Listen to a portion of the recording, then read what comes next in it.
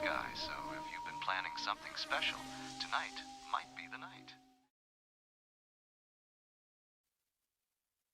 ラララ夢中で愛を歌ってラララ言葉リツイートしてタイムラインは好調突然の DM 月だけ月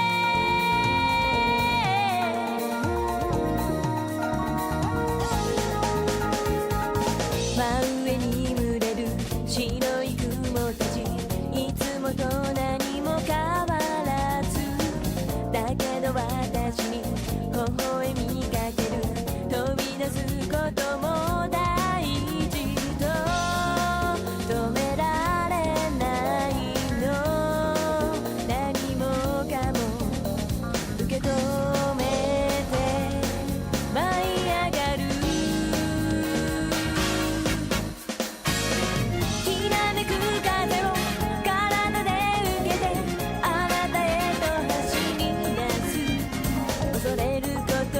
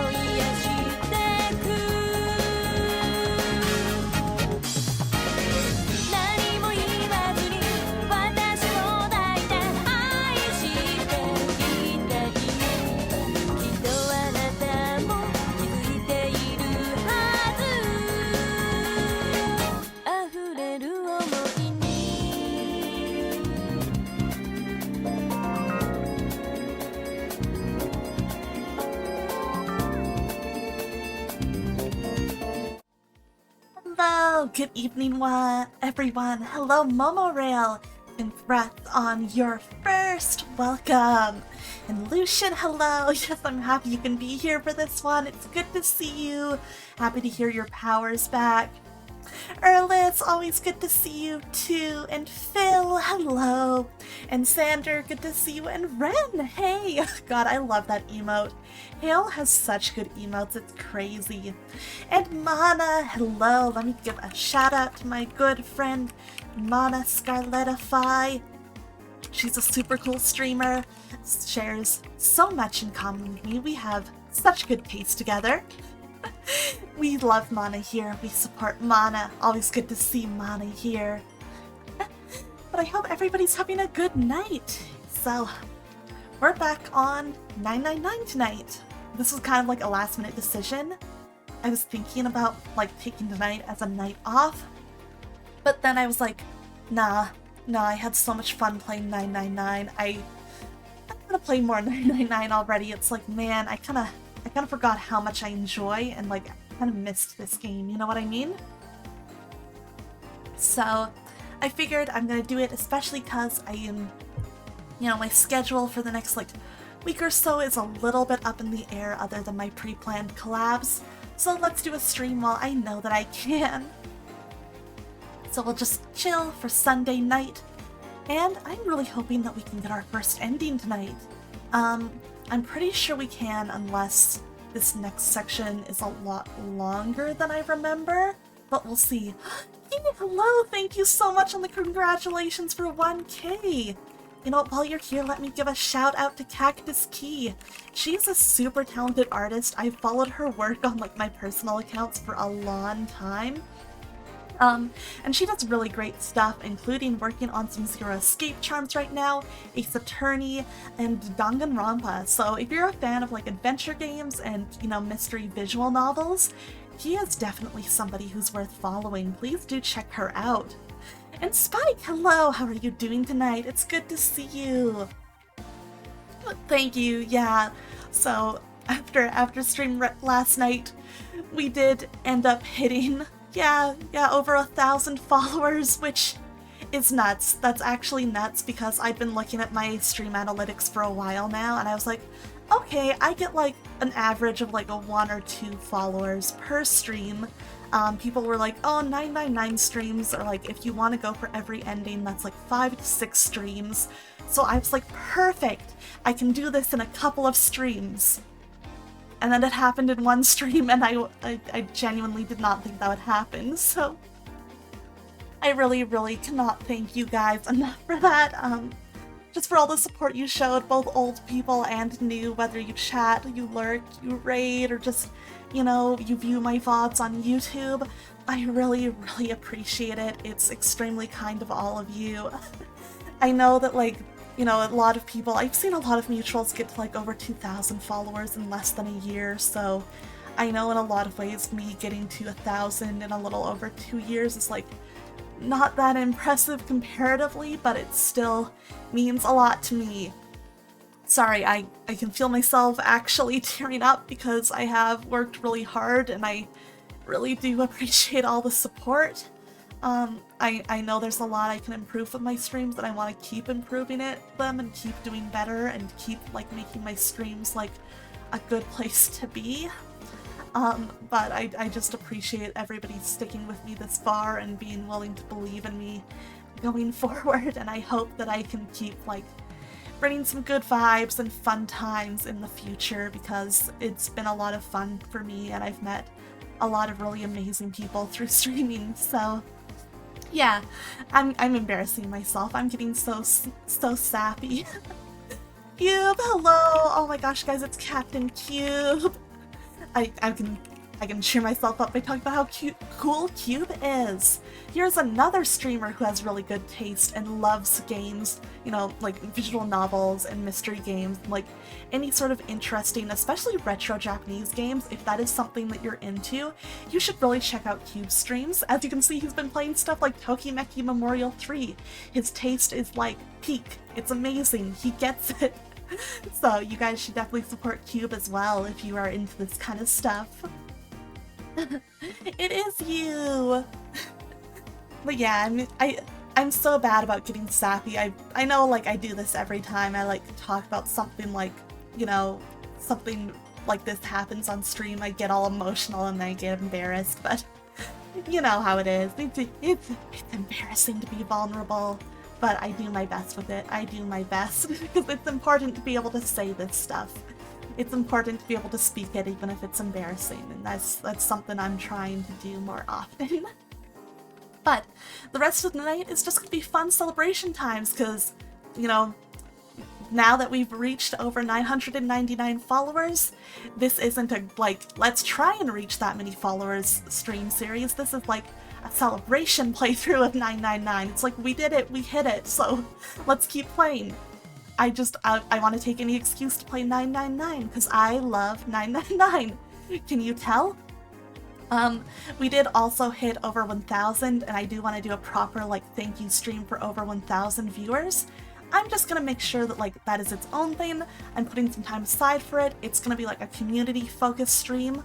I'm thinking about doing, like, you know, accepting some questions for, like, a little Q&A, and also maybe taking questions from chat at, like, on the day of, and then playing some community games. I'm thinking of, like, things like Crab Game, because that's easy, it's free, you know, it's not too much memory or anything, so it's not too hard for you to download no matter your financial situation or your computer specs. But if anybody has any other suggestions for community games, feel free to throw them at me, like, in chat or on Twitter or in the Discord. You know, I'm gonna do the Discord command real quick. If you're not in the Prismaria Discord, that's a very easy place to get a hold of me or just chat with me and hang out and give feedback or anything. But yeah, that's kind of what we're looking at. Oh, and on top of that, of course, I have some extra merch. I realized, not even just from this year's anniversary, I have leftover charms as well for my 2023 first anniversary. So, I mean, like, they have just been sitting, like, in a drawer, and I just found them, like, you know, like, literally a day or two ago. So I'm like, you know what, let's give away both. So if you're at the 1K followers celebration stream when that happens, I'm gonna try and schedule it soon, you will have a chance to, like, win some free Aqua merch. So I hope you guys like that. I hope that's, like, a nice little way to give back. I figured it was, like, just, you know, a little thing that I could do to make things a little bit extra fun. But yeah, I think that is, like, all of my pre-stream stuff. You know what, I'm gonna talk about this during stream, I'm sure, but as always, I want to give everybody a reminder that tomorrow is Monday night, and every other Monday night, do you guys know where I am? You guys should know if you've been around here for a while, because I won't shut up about it because I love it.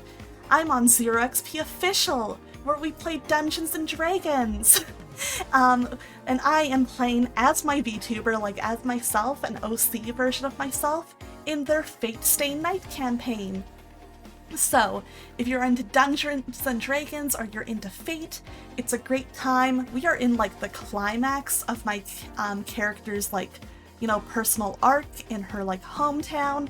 Her family's super evil, we gotta kill her dad. So that's gonna be exciting. There's probably gonna be, like, action and drama tomorrow night, so feel free to check it out. Supaishi and Snom, how you guys doing? Monday bowling? Nah. You know what, I think the fake girlies could use a bowling day. I think they need a day off. So much has been happening. I think they deserve, like, a chill bowling night. But I don't think that's gonna happen anytime soon. I don't know if Avalon has any bowling. Fake girlies need a beach episode, right? We have the beach poster that you can buy on the 0xp Redbubble that's super cute. Like, we need a beach episode. We need to relax. But I know the second we get out of, like, the Rain Clan, we need to go, like, see if we're still fighting Ryder. So that's gonna be a thing. Maybe we'll go back to the hot springs when we finally get to Wintercrest. Maybe we'll be like, please God, we need a rest. But yeah, I think it'll be fun. I love that poster too. You know what, I'm gonna show off the poster again. I've shown it off on stream before, but I'm gonna show it one more time because it's so cute. Let me just... I'm gonna also make sure I pull up the link to the 0xp merch shop, which also has stickers of me and my Dungeons & Dragons siblings on it. Let me see, because I don't want to pull this up without like being able to show people where it is. Here we go, here we go, here we go. Well, F that. There it is! There is the beach poster. And you can also get it. God, this link is gonna be a beast. You can buy this poster here at this link. It's me and the other girls, the other VTubers who play in the D&D campaign having a beach day. Momorail, thank you so much for the sub! I appreciate it! That's super kind of you! But yeah, I appreciate that. Thank you. And Lena, hello! Yes, we got the 999 way faster than I thought. Oh my gosh, and White Guy Grawl, welcome to the stream! You joined at the right time. Yeah, you're in time for the beach poster. I'll let it take over the whole screen for a second here. I'll let it take over the whole screen for just a second. You can see I'm right over in the, kind of near the middle, like on the right there. It's a very cute poster. I literally own it. It's hung up on my wall over here in my room. I love what they did with your beach outfit. Thank you. I found a mermaid themed bathing suit that I've literally wanted that bathing suit in real life for years, but never gotten it. So I was like, I can put it on my VTuber. But yeah, that's my start of stream, 0xp chill. I'm sure there will be more, because if you get me talking about the Dungeons & Dragons campaign, I won't shut up. We know this. This has been established over a couple of streams. But yeah, you can buy it in the link up there in chat if you are interested. So please do. Any of like the money that's spent on merch there supports Multi as well, and he deserves it for all of like the art, all like the work and like time he puts in. Oh my gosh! Momoreal, thank you for the bits! That's so kind!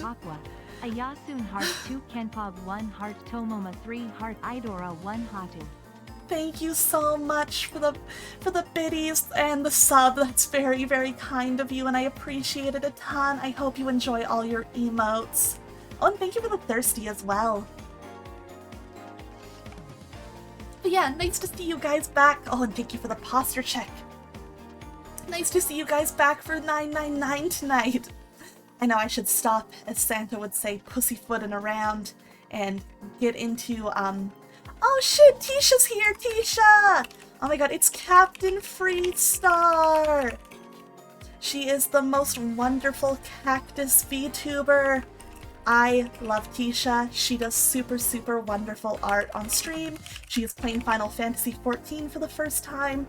She is legitimately one of my most beloved friends. I just really enjoy talking with and spending time with Tisha. She's also on the D&D campaign, and she is lovely all the time. Please, please go check out Tisha. I cannot, like, emphasize how much I want Tisha to be supported enough. She deserves every good thing that the world has to offer. Okay? It's good to see you, Tisha. I hope you're having a good night, and thank you so much for the congratulations. It means a lot. I appreciate it. Oh, it's good to see you. I love Tisha. I love Tisha. Tisha's one of those people where when I see her in chat, I'm like, Tisha, Tisha, Tisha, Tisha, Tisha, Tisha. You know? Like, I feel like a dog who's just excited that their owner came home. You know what I mean? But yeah, I'm gonna try and get myself on track. So that we can play some 999. So we are in it. If you guys missed the end of the previous stream, I guess I'll summarize a little bit. The basic setup of this game is that 9 people have been kidnapped and find themselves awake on board a replica of the Titanic, which is set to sink within 9 hours of when they woke up. So they have been told that they need to escape this ship, and basically to do that we have to solve escape room puzzles. There are also different options for where we go and what we do, which will affect our ending. This is one of those games that has multiple endings, and it's a lot of fun. Basically, right now we are in between some escape rooms because one of the people who was with us has gone missing. We all went off to try and fix the machines to let us get into the next set of escape rooms, and when we all met back up, this one guy was gone. Snake, the blind man, he is missing and we don't know where he went. So everybody split up to try and find Snake and see, like, is he okay? Did something happen? And myself, the protag Junpei, and Chun, our childhood friend who ended up also being here, by coincidence, which is very mysterious, we are searching together for him. So, yeah, that's basically where we're starting off. So, I love this game. If you don't know, this is one of my favorite games of all time, and I have not played it in many, many years. So I'm just very hyped to be revisiting it. So let's get into it. Those two were Junpei and Jun, who had been a few steps behind the others. All right, we should go too. Yes, let's go! Oh, you need to lurk? Visiting grocery? All right. Have a good time with your grocery shopping, Lena. Thank you so much for the lurk. But where should we start? Let's see. Oh, we have a lot of options here. This is going to be another one of those moments where I take control, because I will tell you guys we are going to, visit every one of these areas. So I think instead of polling every time when it's like we're going to get to do all of them anyways, let's just go down the list. I think that'll be the easiest way to do this instead of stopping every What time. about the casino on B deck? Okay, let's go, Jumpy. They took off up the stairs at a run. Before they knew it, they were there. So was Lotus. She was leaning against the wall, examining her nails. God, she's so pretty. I love her. Hey, what do you think I know you're I say doing? this every time. It's Snake. I totally expected that blurb to be longer, but thank you for the bits, Mom. Sorry I paused there. She glanced up at him, unimpressed. Isn't it obvious? I'm looking for Snake. I'm just not seeing it. Really? Maybe you need to look harder. We need to find Prince Snake, I yeah. don't think that's the problem. Oh, by the way, I've got a proposal for you two. Care to hear it? Ooh, okay. Here we go. Here's a choice we can poll. Should we listen to whatever Lotus's proposal is? Let's see. I'm gonna make this a very short poll, but I'm gonna make the additional votes very cheap. They are only gonna cost 1 seashell. And it is running now! If you do not see the poll, please just refresh your Twitch chat. That is usually the problem. Hello! Oh, glad to hear you're a fellow enjoyer of Uchikoshi's Deep Dives. Nice to see you. I assume you're very familiar with 999 then. So far we've got a lot of people who want to listen to Lotus. I respect that. Oh, a couple people want to refuse. All the people who want to refuse are catching up. I'm actually very curious to see which is going to win out here. Wow. Oh geez, this is closer than I thought it would be. I thought this would be more one-sided. It's very fun to see how these goes, because so far the polls, we haven't run too many, but they have surprised me. They have surprised me, so that's been interesting. It's very cool to see, because I think we've also got a nice mix here of people who are 999 fans and people who are new. So I think it's not like too unbalanced to one side. Lotus is a beautiful woman, I have to listen to her. Fair! Listen to her did win the poll. Supaichi, thank you for using 82 channel points. I respect you so much, Supaichi. Alright, let's see what she has to say. Well, I don't like to beat around the bush, so I'll get right to it. Why don't we team up? Team up? Yeah. What? You need me to explain it to you? Ooh. I'm saying, why don't we go through a numbered door? Even if we wanted to, that's impossible. You had to hear what she has to say. Valid. Why? Jumpy's bracelet number is 5, mine is 6, and yours is 8. Yeah, if you're also new here, we all have bracelets with different numbers on them, and we have to use the right combination of bracelets. So the right combination of people to get into different rooms. Our digital root would be 1. 5 plus 6 plus 8 equals 19. 1 plus 9 equals 10, and 1 plus 0 equals 1. But there's no number 1 door in the large hospital room. The only doors there are 3, 7, and 8. Then we add another person. Huh? Who? What, isn't that easy? 7. Oh, if we add 7, 5 plus 6 plus 8 plus 7 equals 26. Look at my boy go. He's doing basic math again. I'm The so digital proud root of him. 26, 2 plus 6 equals 8. Then the 4 of them could go through the number 8 door. But Wait a minute. What about the other 4? Ace, Snake, Santa, and Clover. Well, why don't you add them up? that was simple enough. 1 plus 2 plus 3 plus 4 equals 10. Right? He's doing such a good job. I think he deserves another gold And star. 1 plus 0 equals 1. The digital root for those 4 would be 1. That's right. And you know the number 1 door isn't in the big hospital room, right? Of course I know that. No! Are you saying you'd leave them behind? Of course not. What kind of woman do you think I am? Once we get off the ship, we could come back and rescue them, couldn't we? Oh, dang. She's willing to just let them sit here while we get out. Then we wouldn't really be leaving them behind. Don't try to lie to us. I don't think you do anything of the sort. Really? Why do you think that? You remember, don't you? We have less than 5 hours left. Even if we manage to escape, there's no way we could come back to rescue them in less than 5 hours. Well, you never know until you try. Ooh, the girls are fighting. No, you're not thinking this through. Even if we brought 7 with us, we wouldn't be able to get off the ship. The 4 of us couldn't open door 9. It is hidden, but an exit can be found. Seek a way out. Seek a door that carries a 9. Yeah, that's right. Yeah, we gotta get through that door if we want to escape. The digital root for the 4 of us would be 8, so we'd have to add Ace to make 9. That's right. Unless we bring Ace too, we'll be stuck. Lotus scratched the back of her ear. Oh. Well, that's unfortunate. Unfortunate. That's all you have to say? Oh man, she doesn't even care. She's just like, oh, that wouldn't work, whatever. She didn't sound particularly bothered by what Junpei said. Nor did she seem particularly surprised. Well, let's try and find another way, okay? A way to get out of here with all 8 of us. That's impossible. Are you being serious? And you do know that only 5 people, at most, can go through one of the numbered doors, right? The number 9 isn't going to be an exception to that rule. Regardless, at least 3 people will get left behind. That is a good point. If only 5 people can go through a door, then, like, you know, people are gonna get left behind at the end. Huh? Yeah, I guess that makes sense. The moment he said it, Junpei felt a chill run down his spine. Oh, wait just a second. You're skipping over a really big detail.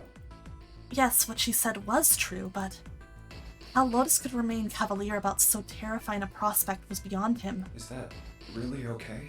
That means 3 people will die in the end. Are you okay with that? Chad, are we okay with that? That's just... Lotus's forehead furrowed. Do you think I could have a moment alone? You're so glad to experience this game again with me. Thank you, Erlis. I'm having a lot of fun getting to play it again and, like, hang out with you guys. Oh, and good night, Phil. Have a good sleep and rest well. Thank you for dropping a lurk and dropping by. It was good to There's see some you. things I need to think about. Arts, hello! Oh my gosh, thank you so much for the congratulations. Let me give a shout out to Art Sounds, a fellow Persona and Fire Emblem appreciator. Art streams are super chill and fun, and it's super cool to see what games they play. How are you doing tonight, Arts? It's good to see you. Start of Uchikoshi's Wild Ride, it's true. I love his Wild Ride. Oh, and thank you, Phil. I appreciate it. Please have a great night. Junpei and June turned and began walking away from Lotus. That didn't turn out to be a very pleasant conversation. Yeah. Junpei's heart felt heavy and his steps sluggish. But he told himself, pessimism would get them nowhere. Well, regardless, So he forced himself to smile and turned to June. let's just focus on finding Snake for now, okay? Yes, you're right. Oh, same, Arts. I played this game for the first time on the DS many years ago, and basically I got like so into We it. can think about those other things later. Yeah. Junpei nodded. Alright. Where should we go next? Alright, we're gonna just continue down the Let's go take list. a look at the first-class cabin. It's really close. They turned around and took off down the hallway to their left. Outside of the first-class cabin, they found Clover. She was standing in front of the wall. The Somnium Files was your first one? Oh, that's a very good one to start with. I really like the Somnium Files. Have you played Ever 17? I have! It's definitely, like, in a lot of ways not as polished as, say, like, 999 or but I do enjoy Ever 17 quite a bit. It's been a long time since I played it, though. I don't remember a ton about it, so just fair enough. I'm like, I don't know for sure if, like, I could talk about it in detail at this point. I feel like I'd have to replay it, but I do remember that I really liked, you. I liked all the girls, honestly. They were all good. She was staring at a meaningless point on the wall, her eyes blank. What should Junpei do? Ooh, let's do another poll. Let's do another quick one. Clover is pretty upset because the missing man, Snake, her brother, is the one who's missing. So, should we try and talk to her right now? What do you guys think? Once again, this will be another quick poll. And just one seashell to, vote again. So feel free to, like, go at it. Aqua's a VN vet? I try. I really, really like visual novels. I know there's a lot that I still haven't read that I really, really need to, like, call myself a true VN vet. I still haven't read some stuff like, I know this is one that, like, even a certain amount of VN vets still haven't read, but I'm like, I really need to read Sayano Uta at some point. I really do need to. I just want to make sure I'm in the right mental state when I read that, because what everybody who's talked to me has told me is Sayano Uta is good, but don't read it unless you're in, like, peak mental state or it could really fuck you up. And I'm like, okay, I'm gonna take those warnings seriously, just to be safe. But I've heard it's good and that I would like it, just that I need to read it, like, it's not something you should read when you're not, like, when you're not in a good mental spot. And alright, looks like we're talking to Clover. Lena, thank you so much for the channel points. Let's go. Are you alright? He did his best to sound friendly, but Clover didn't respond. Look, I know you're really worried, but... He could think of no words to say that didn't sound hollow and fake. Yeah, I like how 0 people voted leave her alone, which I think is fair. That makes sense, because, like, it would feel kind of bad to, like, not talk to her when she's distressed because her brother is missing. You just like extra voting powers? Yeah, like, even when, like, you're winning, it can be nice to show how much you want, like, that to win. I feel like that's half the fun of getting to vote more than once. Junpei hesitated. Clover was so consumed by worry and fear that Junpei feared it would crush her. Her actions didn't surprise him. She had suddenly lost her brother, who she seemed to have been very close to. Alone. Her voice was thin and barely audible. Alone. Hmm? Alone. I said leave me alone! Suddenly she was screaming. You're so annoying! Just go away and leave me alone! Just looking at you guys is pissing me off! This is also a fair reaction, though, for somebody who's really going through it. Go away, okay? Just go somewhere else! Stop bothering me! Junpei was taken aback. Such anger and hate. Jun's eyes had gone wide with surprise as well. Why are you still here? Did you hear me? Huh? Fine, forget it. If you aren't gonna leave, then I'll just... Alright, let's go, June. Yeah. Aw, poor Clover. They turned and left Clover. As they did, Junpei glanced back over his shoulder to see Clover wiping tears from her face. Oh. Alright, and drive safe, Lena. Clover had driven home the misery of their situation, but Junpei told himself that getting depressed would get him nowhere but depressed. We really need to find Snake. for Clover's sake. He did his best to push away the misery and depression and forced a smile. So, where do you think we should go next? Let's see, we already went to the casino, so let's go down to the hallway with all the rooms. Why don't we go back to C-Deck? We can take a look at that hallway with all the rooms. Okay, let's get going then. Together, they ran down the stairs. Oh, it's Ace. Yeah, pats for Clover. I feel bad for her. This would be a horrible situation to be in. Ahead of them, farther down the hallway, they spotted Ace. Hey, Snake! Where are you? Answer me if you're there! What should Junpei do? Alright. Another little choice.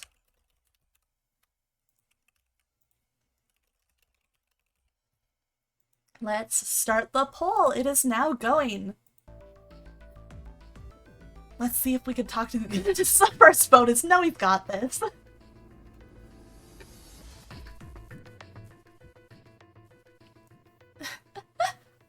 Alright, as usual, if you don't see the poll, just refresh your Twitch, and it should show up.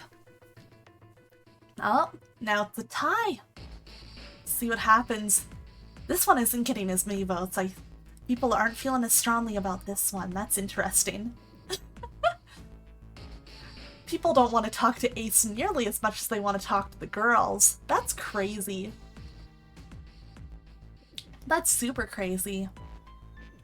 After I wanted to play more of Uchikoshi's games, then you discovered 999. Yeah! I is so good, and I'm happy that, like, the fact that I is pretty popular, is getting more people to check out Zero Escape. Alright, Supaishi contributed 10 channel points, alright. Ace has got this. Let's leave him alone. Leave this area to Ace. We can go somewhere else. I don't mind. But where? Well, let's see. Alright, how about back to the large hospital Why don't room? we go back to the big hospital room? Okay, let's go then. They turned and headed back toward the large hospital room. Hey, wait. That's... This guy. Silver the Hedgehog. On their way to the large hospital room, Junpei and Jun noticed Santa standing next to the number 3 door. Santa? Yeah, there are a lot of choices. Junpei paused. What should Junpei do? Alright, time for another poll.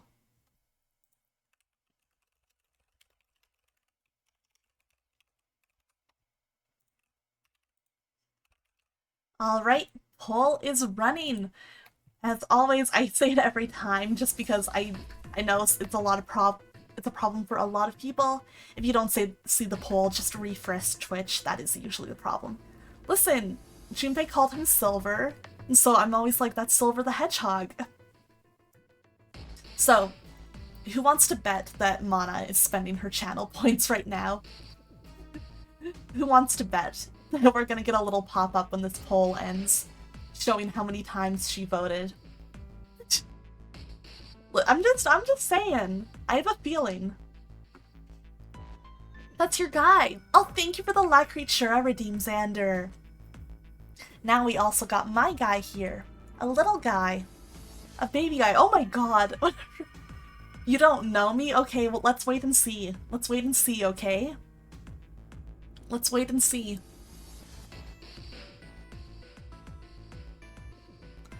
Oh my gosh, it was Erlis with 95 channel points. That's crazy. I was sitting here bullying Mana. Erlis spent the most. That's valid. He needs to be in gamer mode. It's true. If somebody redeems gamer, then we can always have gamer creature. Junpei and Jun walked up to Santa. What are you doing? What? Because you had to stop and defend yourself. Oh, let's go. Alright. Gaming creatures here. Let's move the non-gamer down a little bit so that he can sit on... Here, he'll go on this shoulder. And now we have 2. Let's go. Thank you, Tisha, for the gamer redeem. He's ready to game. And thank you for the thirsty Lucian. Why? Is there something bothering you? What? It's not bothering you? Huh? The guts of this red. I think, honestly, as much as like I've said, I love all the designs of all the characters in this game. I think it's really impressive how like they're all very, very like varied, and like nobody looks the same, even if they're like similar ages or genders and stuff. But I think Santa and June have two of my favorite designs. Like Santa's is just very striking. As much as he looks like a Hot Topic edgelord, it fits him really well. Oh, my glasses! Well, there they go. Thanks, Supaishi. And June's is just so cute. I think, like, she, like, has the, like, kind of, like, girl next door heroine look down very well, while still being very unique and interesting in itself. This is the first time you're seeing me without glasses? That's crazy. Santa's your bro? That's valid. Aqua, learn how to resummon him in Fate. I need to. I'm gonna be keeping a really close eye on my spell list and seeing if there's anything that I can ever use to bring him back. Ask your mom. Why wouldn't you wonder who the hell put it back in here? Yeah, that's true. God, I probably could ask her. If we get her out okay, I'll be like, do you know how to summon stuff? Yuzuki says that we should ask Varian, which is fair because he also does have summoning magic. I think it's just really crazy to think about getting Varian out of jail and then walking up to him and being like, can you bring my dog back? Well, I'm curious too, but... Who do you think did it? You've never played this with VA? This is so interesting. I really, really like the dub of this game. I think the VA in the remaster is super well done. Junpei, the protagonist, actually probably has my favorite voice. I hope by the end of the stream you know me not just as a friend, but as Santa's girl. Okay, you can be Santa's girl, I'm Junpei's girl, unfortunately. The unfortunately was about me, not you. You're valid. Santa's eyes narrowed as he looked at June. She shook her head. I don't know. Well, what about you, Junpei? Who do you think fixed this thing for us? Oh boy. Oh boy, this is another one. So I'm gonna pull this one too. Who fixed the machines? Somebody did it while we were all searching for the missing parts, but nobody is speaking up. Nobody is speaking up and saying who they think, like, I did it, I fixed it, I found the parts. And Snake went missing at the same time, so it's very mysterious. So I'm very curious what people in the chat think, who they think might have fixed this. If it's like, if you have not played 999 before and you're voting here, I would actually love to hear your reasoning. Because I know we've got a couple of new people in chat. Akane's your girl? Hell yeah, Erlis. She's my girl too, I love her. Isn't Zero and someone other than the 8 of them odd because the last choice also includes Zero? I guess maybe you're assuming that, like... That's a good point. Maybe that one, like Zero being here, is based on the possibility that somebody in the group is Zero themselves.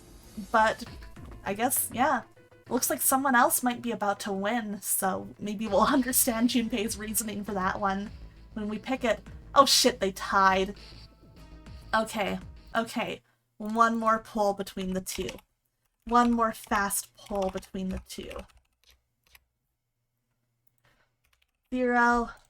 Someone else. Just a 1-minute pull for the tiebreaker. Real quick. Yeah, the Zero vote snuck in at the last second there.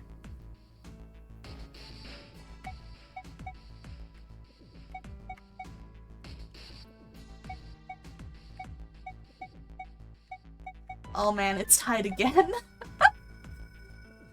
I'm curious to see what's gonna happen. Worst case, if this one ends in a tie too, I will just pick whichever one I think, like, I feel more like saying. Or whichever one I think I remember voting for on my first time playing this game. Whoops, accidentally ended up in the log. Alright. Half a minute left, or less than that, so if you want to vote, now's your last chance to break the tie. Otherwise, it's Aqua's pick. Eeny, meeny, miny, mo. Bear Suba. That's the best way to make decisions. It is never... Oh my god, somebody is totally keeping it a tie on purpose. Alright, Mana! Thank you. The 1 channel point. Maybe there's someone else on this ship with us. You mean someone hiding here? Yeah, well, I mean, it's just an idea. A secret guy in the walls. And you're saying this mystery person fixed the Reds? Yeah, Why? that's, I don't know. Santa shoved his hands into his pockets and cracked his knuckles. Seems unlikely. Why? I don't know. Just a feeling. Hard to believe Zero'd bring in a secret 10th player. But what if? The name of the game is the Nonary game, for Christ's sake. You know what Nonary means, right? It means 9. No, that's not what I meant. I mean more like someone who's been living here for a long time. Or someone who, like, stayed here. Seriously? That's even more ridiculous. Why do you think Zero would leave them alone? I don't know. Junpei furrowed his brow. So, in other words, one of us is the person who fixed the red. Santa grinned. Bingo! We have a winner. God, I love how, like, condescending that was. He's such a dick, but he's so But much if fun. that's true, then the person who did it doesn't want the rest of us to know that they fixed it. Yeah, But why? no idea. Maybe if they can clean on that, it means we'd find out something else. Something bad.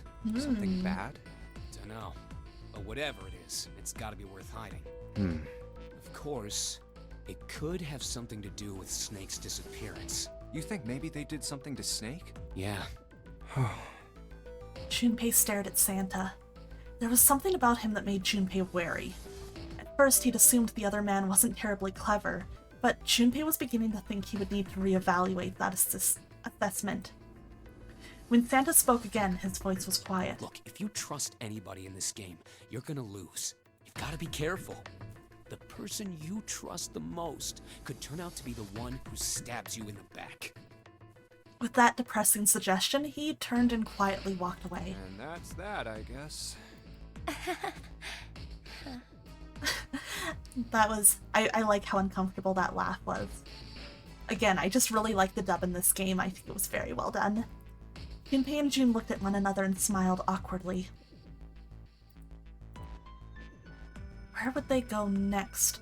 We are actually done searching. We can go back to the other rooms if we wanted, but it won't really affect anything, and we'll just get dialogue about how, like, you know, they didn't find anything. Nobody's there.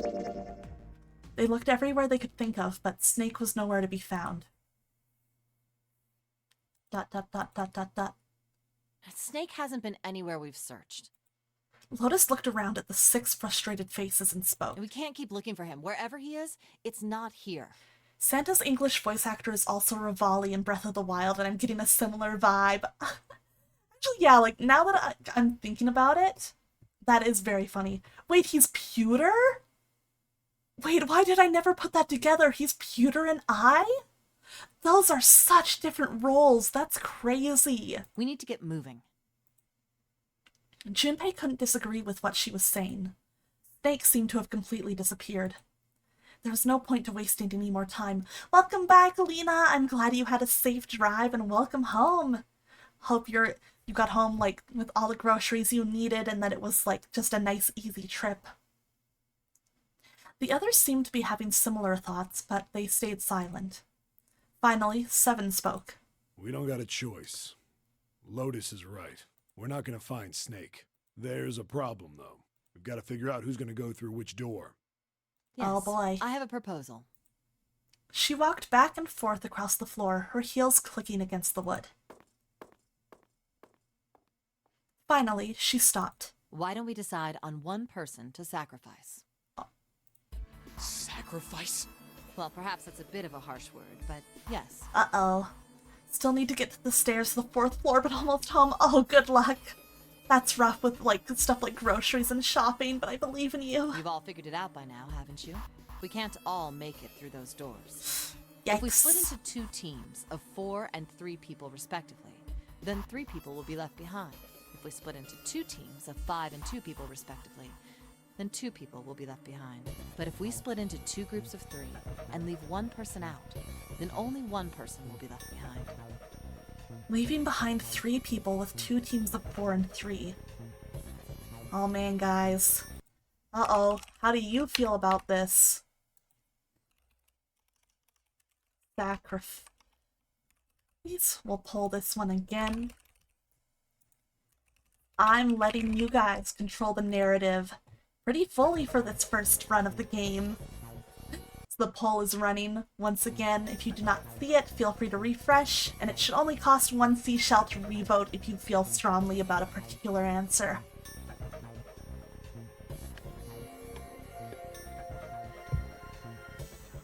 I remember the first time I played this, I was like shaken that she'd even suggest that.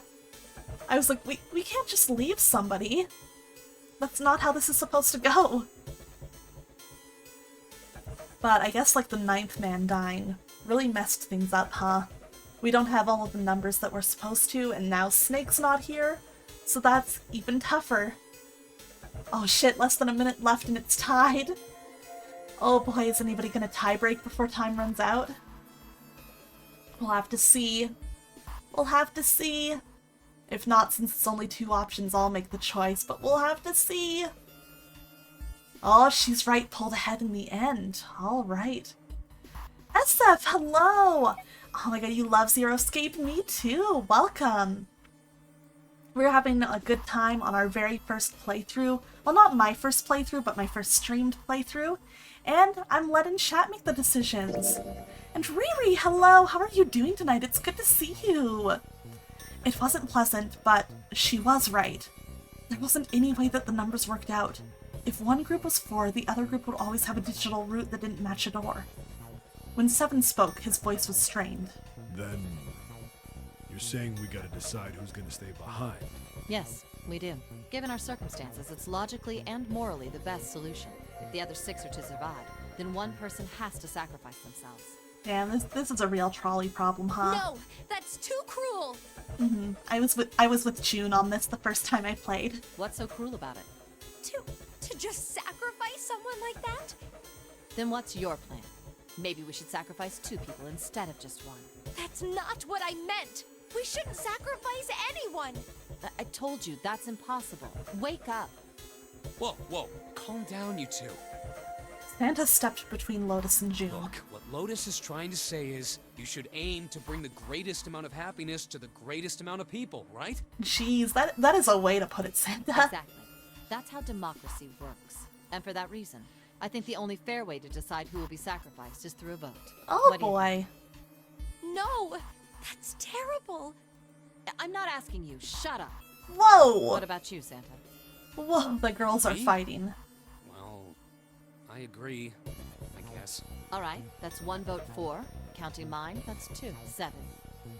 I can't say I agree with you, but Santa Lotus pulling a Kuritsugu. Oh my god, you're right.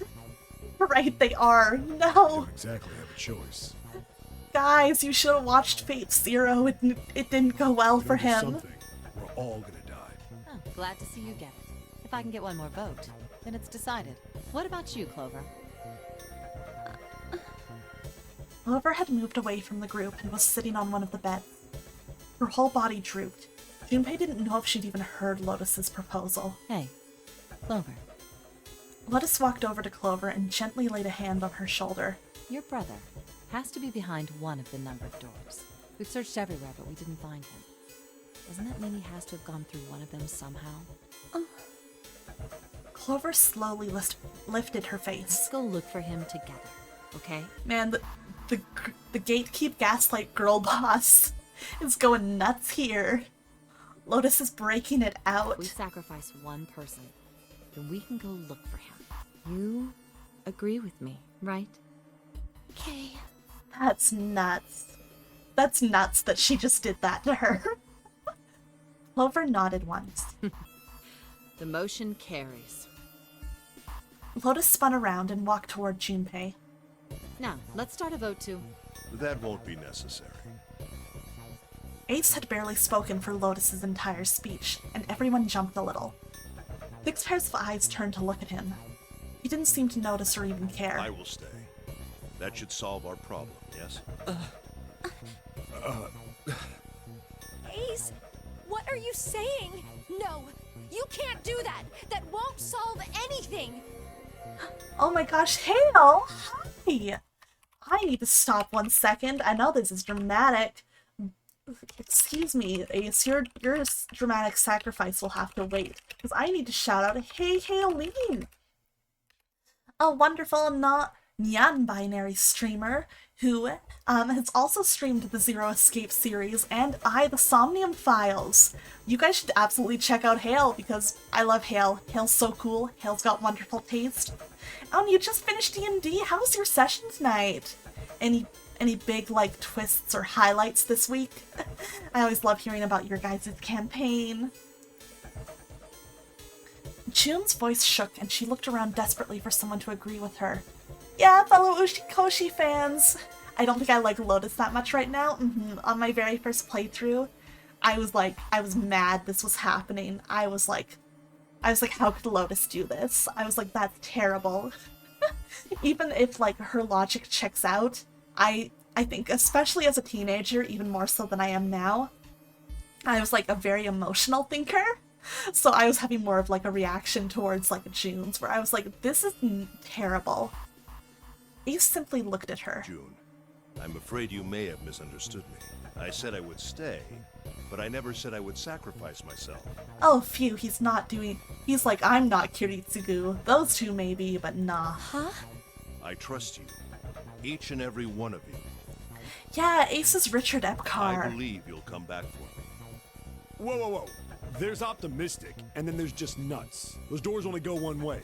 You go in, you don't come out. If we go through them. You won't be able to return, correct? Yeah. True, but that will not be the case once you've escaped from the ship. Devastation! Such devastation. Not my intention. He doesn't want to become one of Aqua's self-sacrificial men. Thank God. I'm not into Ace. Please. He doesn't need to do that. Once you've escaped, come back and rescue me. Ideally, within the time limit Zero has given us. I also think he's supposed to be, like, in his, like, 50s or something anyways, and I'm like, that's a little too much for me, personally, I'm sorry. No, that's ridiculous. There's no way we could get back in time.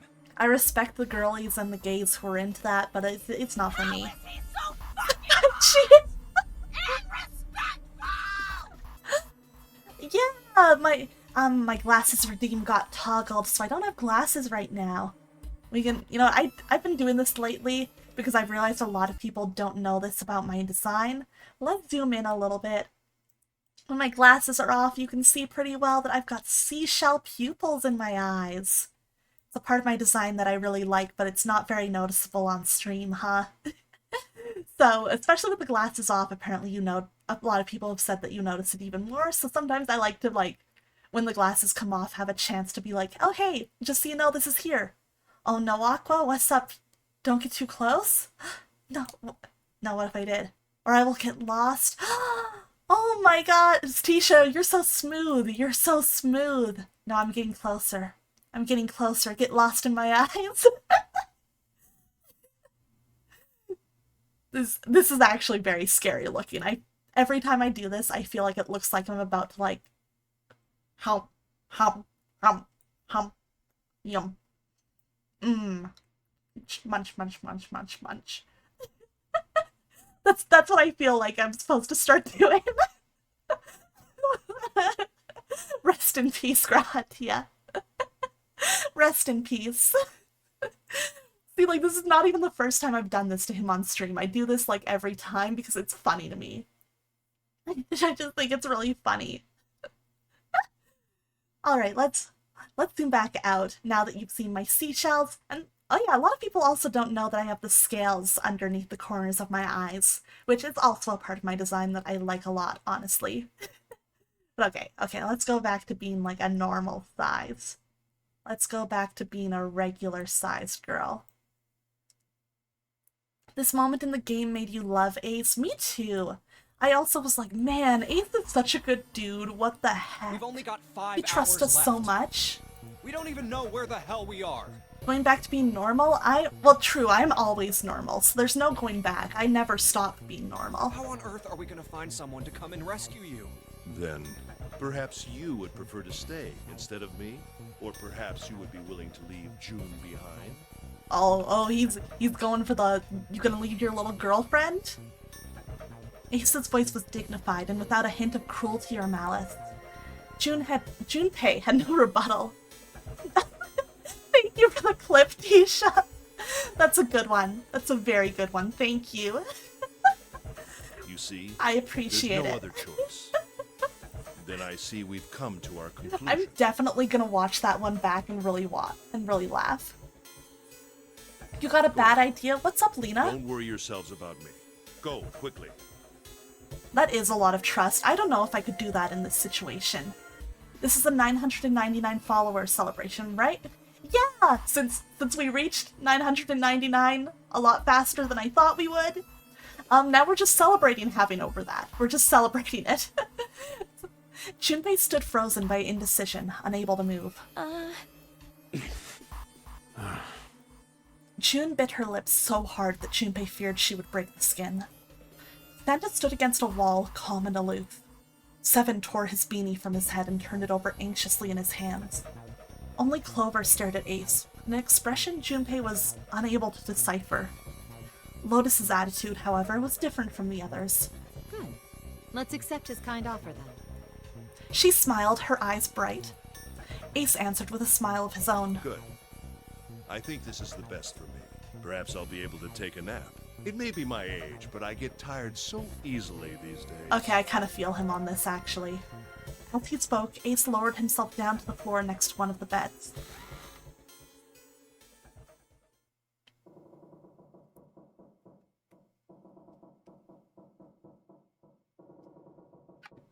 From somewhere deep in the ship, Junpei suddenly heard the screeching of metal on metal. It was almost as if the ship were screaming. Would it really hold until their time limit was up? Already, D-Deck was flooded. In the sudden silence, the only sound was the sad metal wail of the ship. Unsurprisingly, it was Lotus who spoke first. Well, what are you waiting for? We're wasting time. Why don't we hurry it up? As if a spell had been broken, the others all began to talk at once. You're right. We should get going. That's all we can do right now. 7. Seriously. Honestly, I was getting kind of sick of listening to you guys talk. This fucking guy. You too, Santa? I have to find my brother. Wait, all of you. Let's just calm down and think about this. Oh my gosh, Lena, no way! No way you did that! Happy 999 followers then. Carrot. Thank you so much. That's extremely kind of you. That's extremely kind of you, Lena. I really, really appreciate that. Thank you. There has to be a way to get everyone out. There has to be. That's a really kind amount of support to show, and I can't thank you enough. Oh man. Yeah, enjoy your Bits Leader badge. Oh my gosh, you earned that. You deserve it. Right, Jumpy? Say something. Yeah, let's think. There's gotta be another way. His words sounded hollow and fake. Fine. Forget about it. I'll figure it out on my own. Uh-oh, she's a little frustrated with us. She spun around and ran toward Ace. I don't know, something about this sprite is making me laugh. It's just a tired old man sprite. Otis, what the fuck? Let's G-O-O-O. Let's G-O. Oh, Otis couldn't stand to be outdone. Thank you, Otis. That's super, super kind. Oh my god, and thank you guys for the hype train. Oh my god. That's so kind of you. You're gonna get some cool emotes. We celebrated 999, time to celebrate 1000. Oh, we're gonna do it soon. As soon as I have time to pull together a proper 1000 thank you stream, it's gonna happen, don't worry. But let me stop and give a little shout out to Otis Hoarfrost, the super cool Snowy Owl VTuber, who should play visual novels. Otis, do you want to read a visual novel? Hey, thank you for the gift sub. That's so kind of you. What the heck? What the heck, you guys? Oh, thank you. Oh my gosh, and Greedra's here too. What's up? Everybody's coming in for the hype train. Get those hype train emotes. I hope we get some good ones out of this one. Thank you, Hale. You're too kind. And Otis and Lena, all of you guys. All of you are super, super kind, and I appreciate you all. He had slumped down next to the bed when June grabbed his arm and pulled. Ace! Come on, Ace. Please stand up. You can't give up yet. We just have to sit down together and think about this. We'll figure out a way that we can all get out of here. Then it happened. Oh, rest in fucking peace. Ace fell forward. Supaishi! Oh my, guys, you can't do this. You can't do this. What the heck? Thank you, though. That's so kind. Thank you for giving a sub to Otis. I really appreciate that. Greedra, no, guys, no. Hype Train, it's another level. Thank you. I can't give 999 gifted. I think my bank will call me. That's fair. Please don't. I'd be a little scared for your wallet and your bank if you did that. I'd be a little freaked out. All the hope. All the hype. I was like, yeah, all the hope. My brain. That's your issue? Yeah. God, everybody's so kind. You're all way too kind to me. Thank you for the level 3 hype train for Ace dying. Truly a beautiful moment. Truly. But thank you guys, and for the new subs, enjoy your emotes. I hope you have fun with them. It's so kind of you all to like gift them to other people or to sub yourselves. I appreciate it so much. He slumped over onto the wooden floor, his body folded in half like a boxer out cold. Ace! June cried out and dropped to her knees beside him. Doing this while maintaining Endwalker raids? Oh, good luck. Otis, are you doing the normal or alliance raids? She put her arm around his neck and did her best to lift him up. What happened? Ace, say something! She shook him frantically. His eyes fluttered open. I'm all right. His voice was weak and slightly slurred. How are you all right? This. He held out his left arm and slowly opened his hand. A syringe? Oh. In it was a syringe and a small vial. The vial was empty. It had only recently been emptied. A few drops clung to the sides. There was a label taped to the side of the container. It read, Soparil Beta. Soparil Beta? Soparil Beta. What does this do? Did you use this? Bro. Yes. It's just anesthetic. I'll be fine. Bro, you can't just do that. Anesthetic? I found That's it not earlier, safe. while we were searching the hospital rooms. I thought it might be useful later. Useful in what way? Relax, hey. I didn't think I'd be using it on myself. What did you think you'd be using it on? Why did you do this? Didn't I? Let's get you to bed, tell Grandpa. you? I'd like to take a nap. I really am. Very tired. Junpei knew that wasn't why he'd done it. Ace had injected himself with the anesthetic to forestall Junpei and June's attempts to bring him along. If he couldn't move, there was nothing they could do. He'd injected himself so that they would be forced to leave him behind. Ace! Can't think about your inevitable death if you're passed out. Exactly. Is there something you want to say? True, he's got the right idea. Just take a nap, let the other people handle this for him. I just like to sleep a little. Could you keep it down? No, don't, Ace. Don't fall asleep. You feel warm. So comfortable. I think I'll have a nice dream. Ace's eyelids drooped further and further, almost as though he were dying. Ace! Ace! Rest in peace, Grandpa. She shook his shoulder again and again, but this time he didn't respond. Honk, shoo, me. Only the gentle rising and falling of his chest told them he was alive. Ace! Ace! Ace! Thank you for giving me the glasses back, Lena. Junpei was relieved to see he was, in fact, still breathing. Let's get him up on a bed.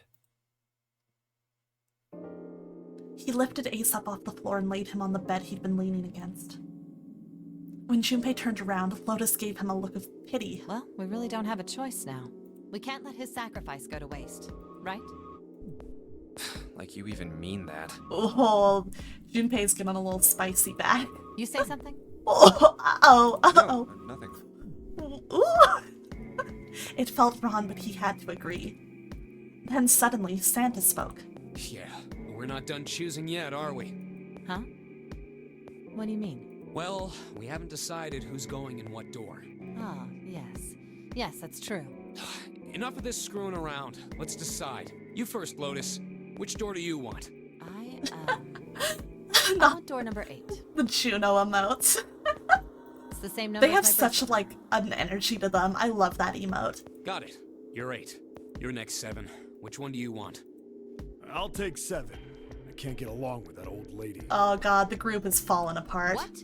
What did you just say? Oh, thank you guys for the level 2 hype train. I appreciate it. Or completed at level 3. Thank you guys so much. Super kind of you. Enjoy your hype train emotes. Her face distorted by rage, Lotus took a step towards 7. He threw up his hands and made a face like a child caught with his hand in the cookie jar. Who, me? I didn't say nothing. Oh. You're gonna get it next time. Oh boy, the group really is falling apart. She shot him a glare that would have melted steel, then turned and stalked off. Alright, who's next? Santa's gaze moved across the 3 people left. Finally, they stopped on Junpei. Junpei, which door do you want? At last, Junpei's mind was already made up. Alright, we are at a major choice here. Well, 7 said that he can't get along with the old lady, Lotus. And she did not like that. So do we want door 3, 7, or 8? I'm going to make this a 2-minute poll since the doors are more major choices. So go at it, guys. I am leaving our fate, the fate of this playthrough, in your hands as always. Excited to see which one we end up with. Aw, nuts, I wasn't the conductor. Still not sure what triggers that. I don't know either. I'm honestly not sure. I wonder if I Google a little more, if I could look into that. Let's see. So all we know so far is that 7 wants to go into door 7 and Lotus wants to go into door 8. We don't know, like, who we'll end up with other than that, though, or, like, if our choice would change, like, even them getting to go into those doors. So this one's a lot more of a shot in the dark than the previous choice. We're not really sure exactly what kind of group we're gonna end up with here based on our choice, but we're gonna find out. What I see so far, door 3 is winning, but a couple people want door 7. Oh, but only 1 vote on door 8. Very interesting. That we are having some people push for door 3. Which is interesting. Oh, but door 7 might be making a comeback. Looks like we are pushing for door 7 here. Possibly. Ooh, wow, yes, somebody is going to try and get us into door 7. Man, let's see what's gonna happen here. Oh, door 3 is fighting back. Oh, I'm very curious which this is gonna be. I am very, very curious how this is going to turn out, because it's very neck and neck right now. It could really go either way. This is always crazy to watch. Nobody wants to go in door 8 with Lotus. Nobody's feeling that. Alright. Door 3 won. Erlis, thank you for the channel points. I want to go through door number 3. Nope, you can't. Oh, what the heck? Huh? Why? Huh? Because it's impossible. If we split ourselves into 3 and 3, then we give up on going through door 3. This is fun. I'm glad it is. I was hoping it would be, because I was like, oh, I want to find a way to make this playthrough a little fresh, because I've played this game many, many times since the DS version. And I was like, you know what? Leaving it in chat's hands, I think will make it super fun. Why? Because, like, even I won't know what ending we end up on until we're pretty much locked into it. The bracelet numbers for the 6 of us are 3, 4, 5, 6, 7, 8. There are 2 combinations that can go through door 3 with 3 people. 3, 4, 5, or 6, 7, 8. Every time you hear Lotus, I keep thinking it's Otis. Nobody wants to be with Otis. I'm joking, everybody wants to be with Otis. 2 teams can't go through the same door. I see. That means 1 team would get left behind. That's right. Yeah, he is boy mathing so hard. A gold star for That you, doesn't Santa. happen if we go through door 7 or 8? No, they're fine. We've got 3 options. Santa began to explain. Option A? Yeah, anything can happen with these votes, so I think it makes, like, for a very fun playthrough. Have 3, 5, and 8 go through door 7, and 4, 6, 7 go through door 8. Option B. Junpei, sorry, you won't get your gold star today. 4, No, 5, Junpei 7, can boy go math through 7, so hard. Just give him a chance. and 3, 6, and 8 go through 8. Option C.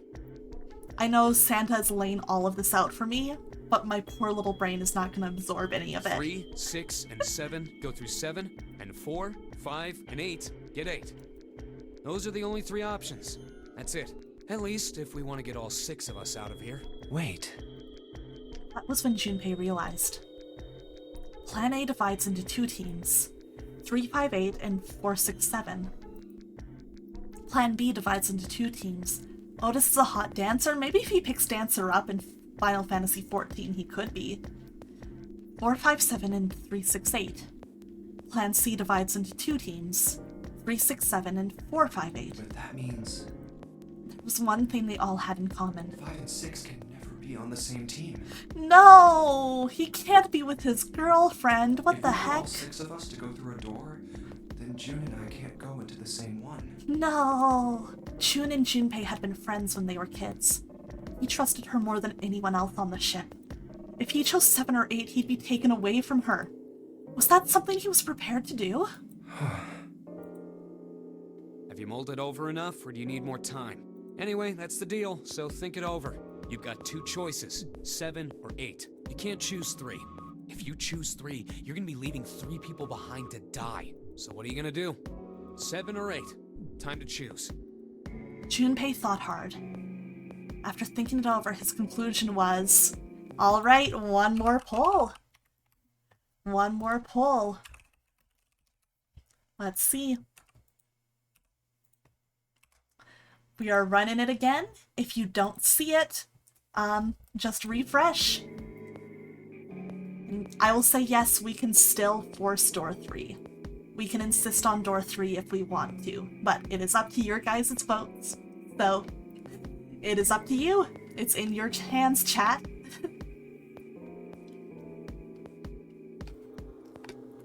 Some people really want to see.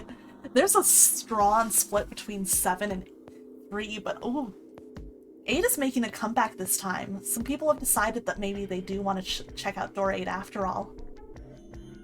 I'm actually super curious how this one's going to turn out. This will be very, very interesting. Oh man, yeah, whoever's voting for door 8 is working hard. They are catching up to 7 and 3, even though 7 and 3 had the earliest starts. Oh man. But 3 is closing in on 7's position, but we're gonna have to see. I feel like I'm like 2 steps away from making a 7, 8, 9 joke. Oh, 3 pulled ahead! 3 pulled right ahead! Oh my gosh. Someone's going in hard for door 3. Somebody wants to definitely see what's gonna happen if we try and force that, but... Oh my gosh. This is actually crazy how hard this one vote is going. I wasn't expecting this, but this is really fun to watch. Oh my goodness. Oh, we are getting close to 300 votes to try and get this. I love this though. This is a lot of fun. This is crazy to watch. It's very interesting because you can see some people feel very strongly about this. I'm so curious. This is gonna be crazy. I'm glad I decided to leave this up to chat votes because this is adding a really extra fun layer to this like playthrough. I really like this. Ooh! Mana contributed 214 channel points. Thank you, Mana. Would you mind if I ask which you voted for? I'm very curious.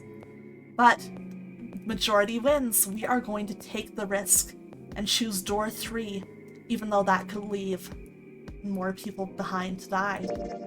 Sorry, Santa, but I still want to go through door 3. Whoever was betting all their points with me on 3 Ganba, nice.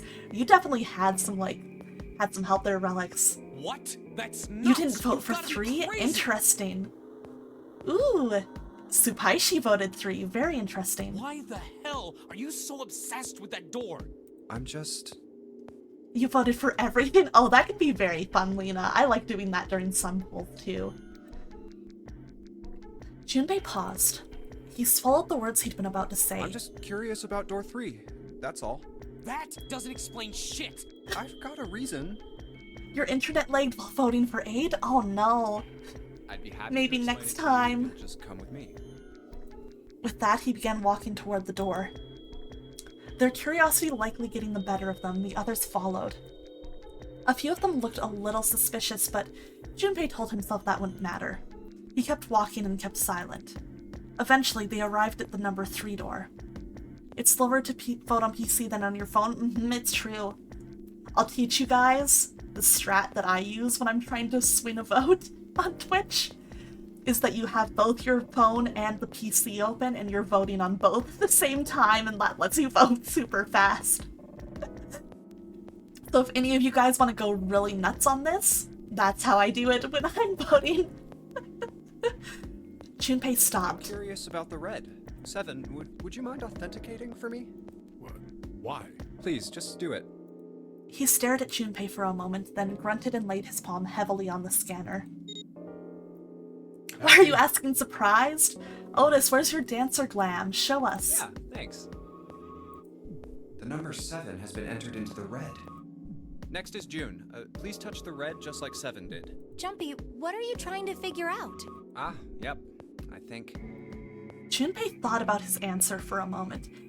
No, hello, welcome to the stream. How you doing tonight? I think I might have found another way out. What the? What? Do you guys think you know what Junpei's figured out? Really? That got them excited, just as Junpei had intended. Now please, June. Oh, okay. Your fine have manifested to haunt Otis. Good. Do it.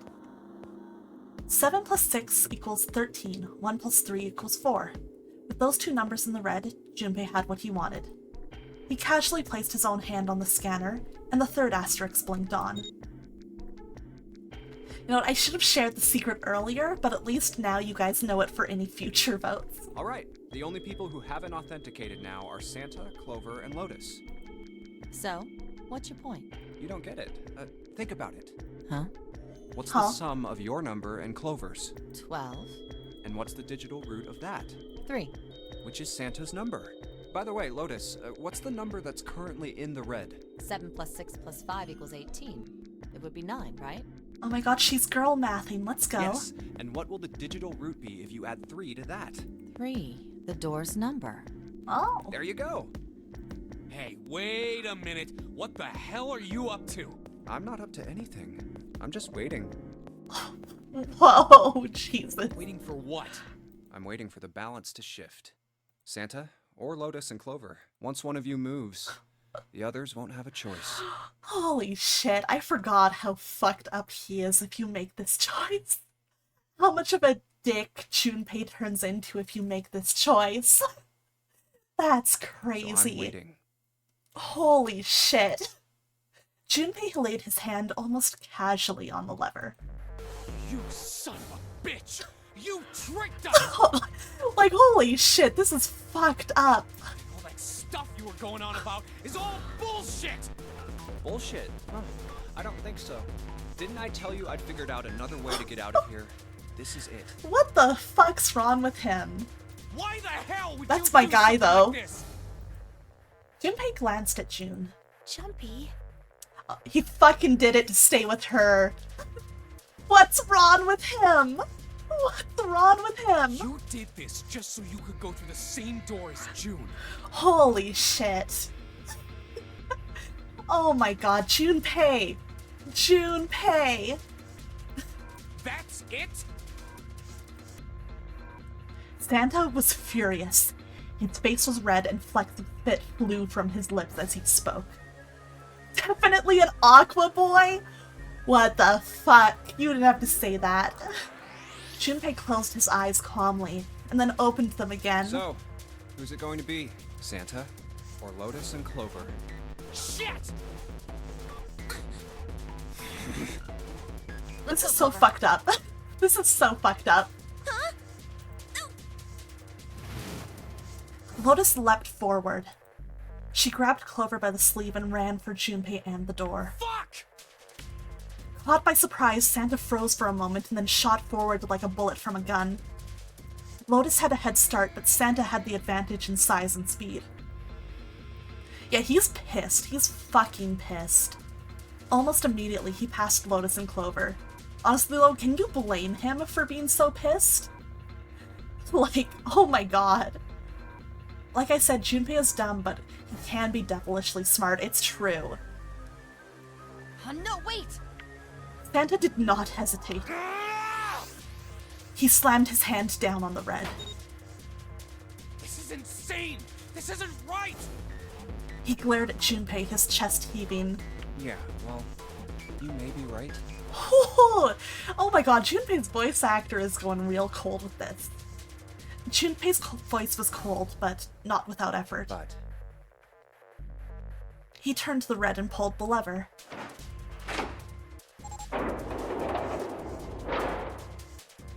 With the sound of metal on metal, the door opened. Yeah, the VA is incredible. It would only remain so for 9 seconds. There was no more time to think. Go. Junpei and his 3 reluctant companions jumped into the door's gaping mouth, one after another. No sooner did they enter than an all-too-familiar noise sounded from their left wrist. The detonators had activated. Junpei looked back only once and saw Lotus and Clover on the other side of the closing door. No. They stood still, stopped where they had been when Santa reached the red. The defeat and desperation on their faces tore at Junpei's heart. Then the door closed, and they were gone. You son of a bitch, Junpei! This isn't fair! Santa rounded on Junpei, lightning crackling in his eyes and his knuckles white. Do you realize what you just did? You leave them out there, and they can't...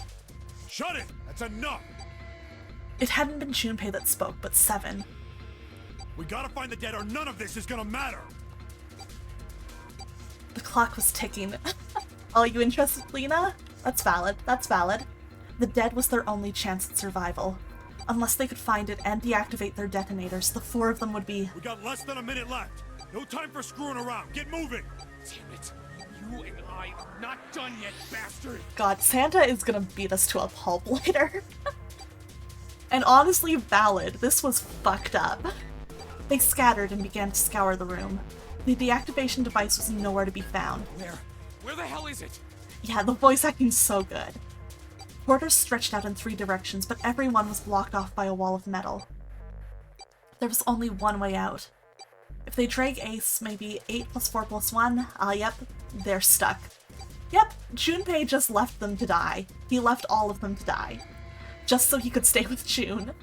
Is it fucked up to say I love Junpei when he's like this? No, I agree. Another door. Over there! It's gotta be behind the door! Seven ran for the door, a rusty iron thing. His large hands grabbed the hold of the metal of the handle and pulled. Damn, it's pitch dark inside. Can't see a thing. Junpei stuck his head through the door and looked around the room. No, wait. Almost immediately, he spotted the blinking red light on the right wall. I found it! The dead's right over here! He stepped into the room. Ugh. What? The floor's slippery! He stopped and glanced down at his feet. What was... Hey! What the hell are you doing? There's something...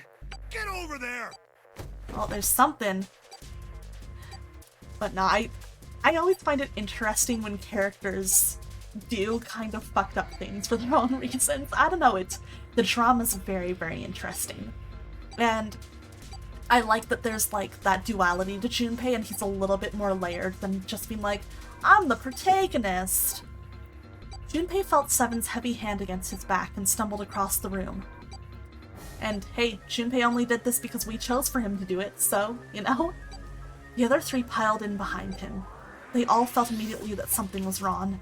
Nothing that could be easily identified, only a sense that something terrible shared the room with them.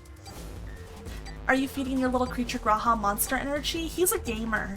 He's gaming tonight. But how's it going? Good to see you. But there's no time to say so. Quick! Get to the dead! They all started running. In the dark, it was hard to tell where the wall was. And all they could see was the tiny red light blinking at them over and over and over. There it is! In quick succession, they all slammed their hands against the scanner panel.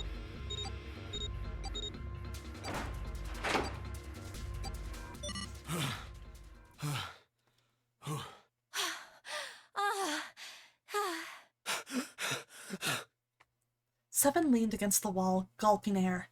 As his breathing began to return to normal, he glanced at his left wrist and grunted.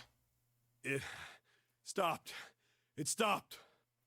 Yeah, I feel that, Spicy. In some ways, it's almost more tempting to try and force the door 3 option if, like, once you've heard that they don't want to let you take it. Because you're like, well, then what does happen if I take it?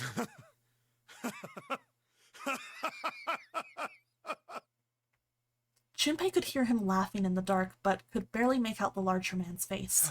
I don't think I'll ever get used to doing this. What the... The sound of retching came from Santa's direction. What the hell is this smell? Oh, the pants. I like the pant emoji. This is vile. I'm gonna puke. So desperate had they been in their race to the dead that no one had noticed the horrible smell that pervaded the room. It was a terrible, nauseating stench, like burnt and rotten meat.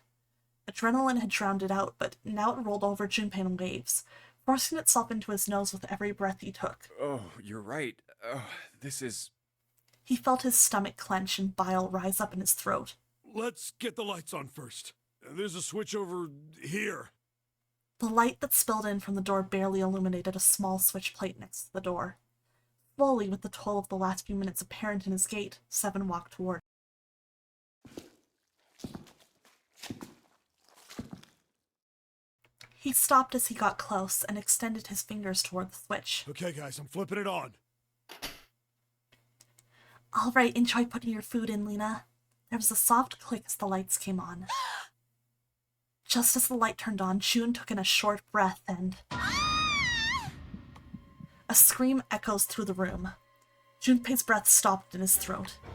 His heart ceased to beat. Time froze. His mind scrambled to make sense of what he saw before him. What? Hey. Oh, this is... What was left of the body sat in a sea of blood. Aw, someone spilled their spaghetti sauce!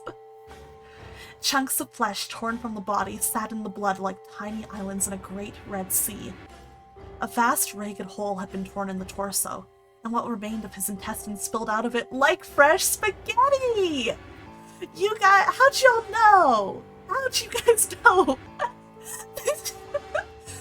Smaller chunks of meat had splattered against the wall and became stuck there as they dried. Globules of yellowish fat had left trails like tiny slugs as gravity pulled them down the wall, even as they tried to it. Looks like an explosion. Alright, enjoy getting your snack, Erlis. Seven's voice was low and strained. Just like the Ninth Man. Welcome back, Lena. 8 minutes until pizza. Yum, sounds good. The detonator in his bracelet set off the bomb in his gut. Oh god. The bone is coming out of his left arm. The writer was weirdly hungry. It's definitely an open fracture. Oh god, that's actually such a gross visual to imagine, the bone coming out of the arm. Ugh. It looked as though the explosion had been quite powerful. His legs were both bent in an odd, unnatural way, and his left arm had been split open, exposing the painfully white bone of his ulna. His bracelet lay next to him. It seemed to have hit the wall and hard enough to have shattered the display, which lay on the ground in pieces. His face is the worst. Yeah, you can't even tell who it is. Half of his head simply collapsed. The blood coating almost made it look like raw pizza dough covered in tomato sauce. His clothes, too, were covered in blood. The burgundy tie, the white shirt, the jacket with the yellow piping, and the gray slacks. But the clothes are...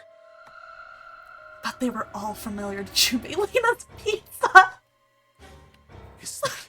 No! Snake? Santa's voice wavered as he spoke, his mouth dry. Oh my god. Finally, Junpei spoke. Why did this happen? No! Suddenly, June was screaming, her voice broken. It was an eerie scream full of insanity and not entirely human. No! No! No! She shook her head violently and grabbed fistfuls of her own hair. Junpei could hear the sound of hair tearing. Hey guys, I'm back! I can't wait to see my favorite type, Snake! Nobody tell her. Stop! Calm down. He grabbed for her wrist. Hey! But as he did, June leapt up and ran. toward the exit. Please! Get me out of here! You have to let me out of here! She screamed at the door and her fist slammed against it with a hollow sound. Junpei could see drops of blood on her knuckles. Why are you doing these horrible things to us? What did we do to deserve this? June. She screamed again, a desperate, mindless cry. Her fists flailed against the door. Get me out of here! Please! Please! Just let me out! June. Junpei couldn't watch anymore. He ran to June and wrapped his arms around her, pulling the screaming girl away from the door. Calm down. No! Get off of me! Let me go! Let me go! Please, calm down. She scrambled for a moment, her legs skittering across the floor, but her resistance didn't last long. Yeah, poor June. As suddenly as her outburst had begun, it was over. The manic energy disappeared and her body went limp in Junpei's arms. Yeah, this is an intense door. That's why when we were choosing this, I was like, oh my god, okay, we're gonna have a time. June collapsed toward the floor and Junpei knelt down with her. He felt drops of something warm and wet. Was she crying? A moment later, she began to sob.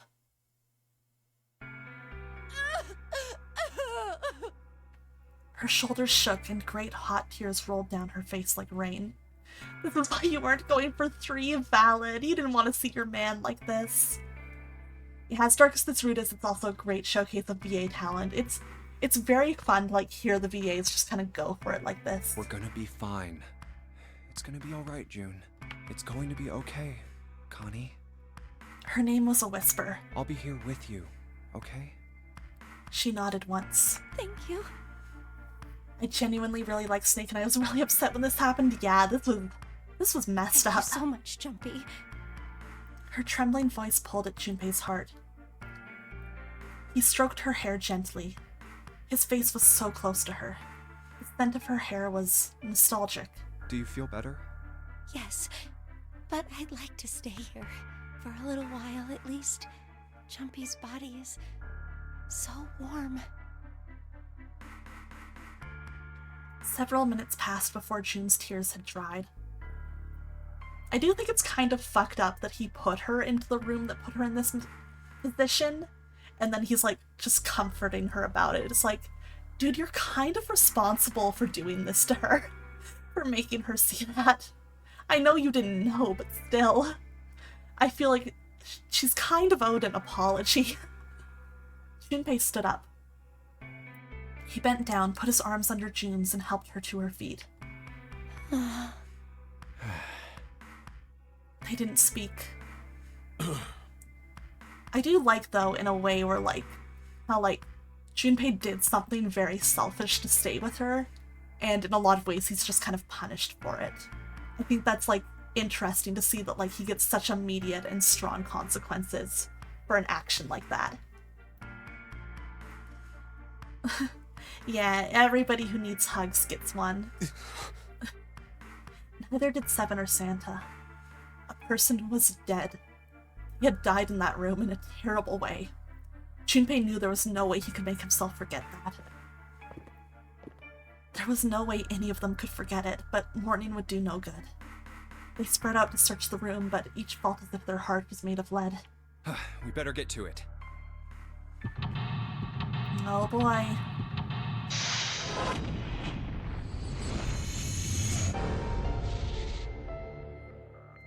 Alright, time to do an escape room puzzle with a horrible, smelly dead body in the room.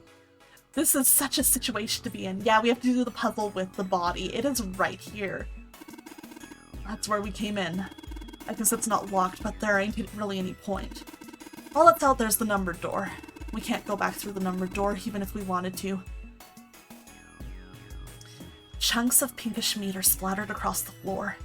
Snake, why did this happen to you? Damn, I just can't. Those letters written in blood. LLR. Do you think that might be some sort of dying message from Snake? No, that's impossible. You saw the body. You aren't doing anything after something like that happens to you. Then this... The way the blood's dried tells you it's real. Snake! Snake! Snake! This is the part where I stopped playing for years simply because I couldn't stomach the description. That's fair. I remember when I played as a kid, these descriptions of like the gore gave me stomach aches. Whoever's blood this is, it ain't Snake's. And then you're saying this blood was put here a long time ago? Yeah. I cried when I saw this because in my second playthrough and spending a lot with June. Oh, so yeah, if you've like really been getting to know her, that has to hit really hard. That's a light switch, so let's keep that on for now. We'll turn it off in a second. Oh, toilet paper. It's toilet paper with some kind of red symbols on it. Enjoy your food, Lena. You think maybe that's a Scytale cipher? A Scytale cipher? What the hell is that? You wrap pieces of paper on a stick and then write several sentences on it so that the whole paper is filled up. Then you unwrap the paper and you can't tell what the original message was, right? That's how it works, more or less. Then to decipher it, you gotta have a stick that's the same diameter as the original one. Same diameter as the original one, huh? Yeah. Then you just wrap the paper around that stick and you can read the code. Honestly, obviously there's no way he could have known this, but it's really messed up if you want to be with June so bad he forced her to see the dead body. Right? I don't know, I just think it's interesting that that's how the story goes.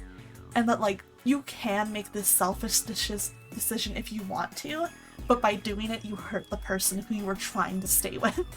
That's very interesting. A wooden box. There's something in here. Luminol? What the hell is this thing? Some kind of spray bottle. There's something written on it. Lumen... Can't read anything else. The label's all faded. Let me see that. You just grabbed it from him. That wasn't very nice. Oh, this is luminol. You know, forensic guys use it at crime scenes.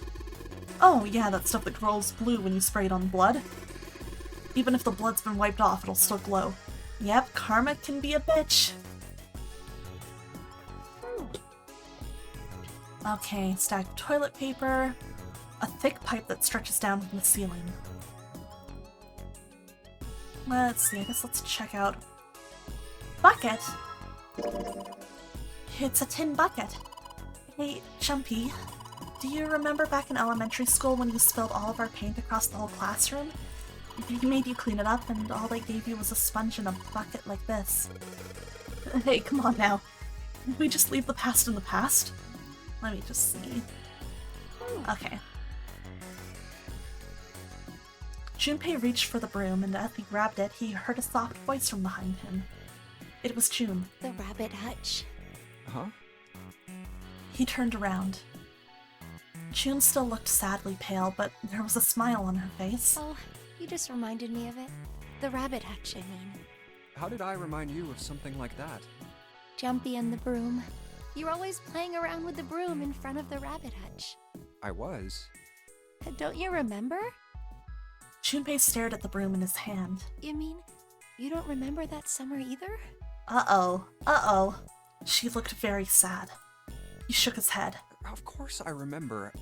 How could I forget something like that? It was terrible. Uh-oh. Looks like we get some backstory, though. They were in the 6th grade.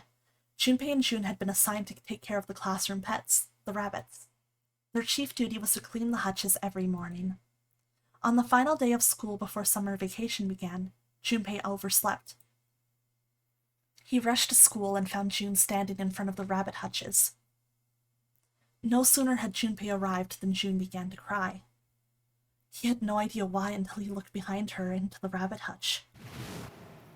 The first thing he saw was blood. The hutch was filled with the dead bodies of the rabbits.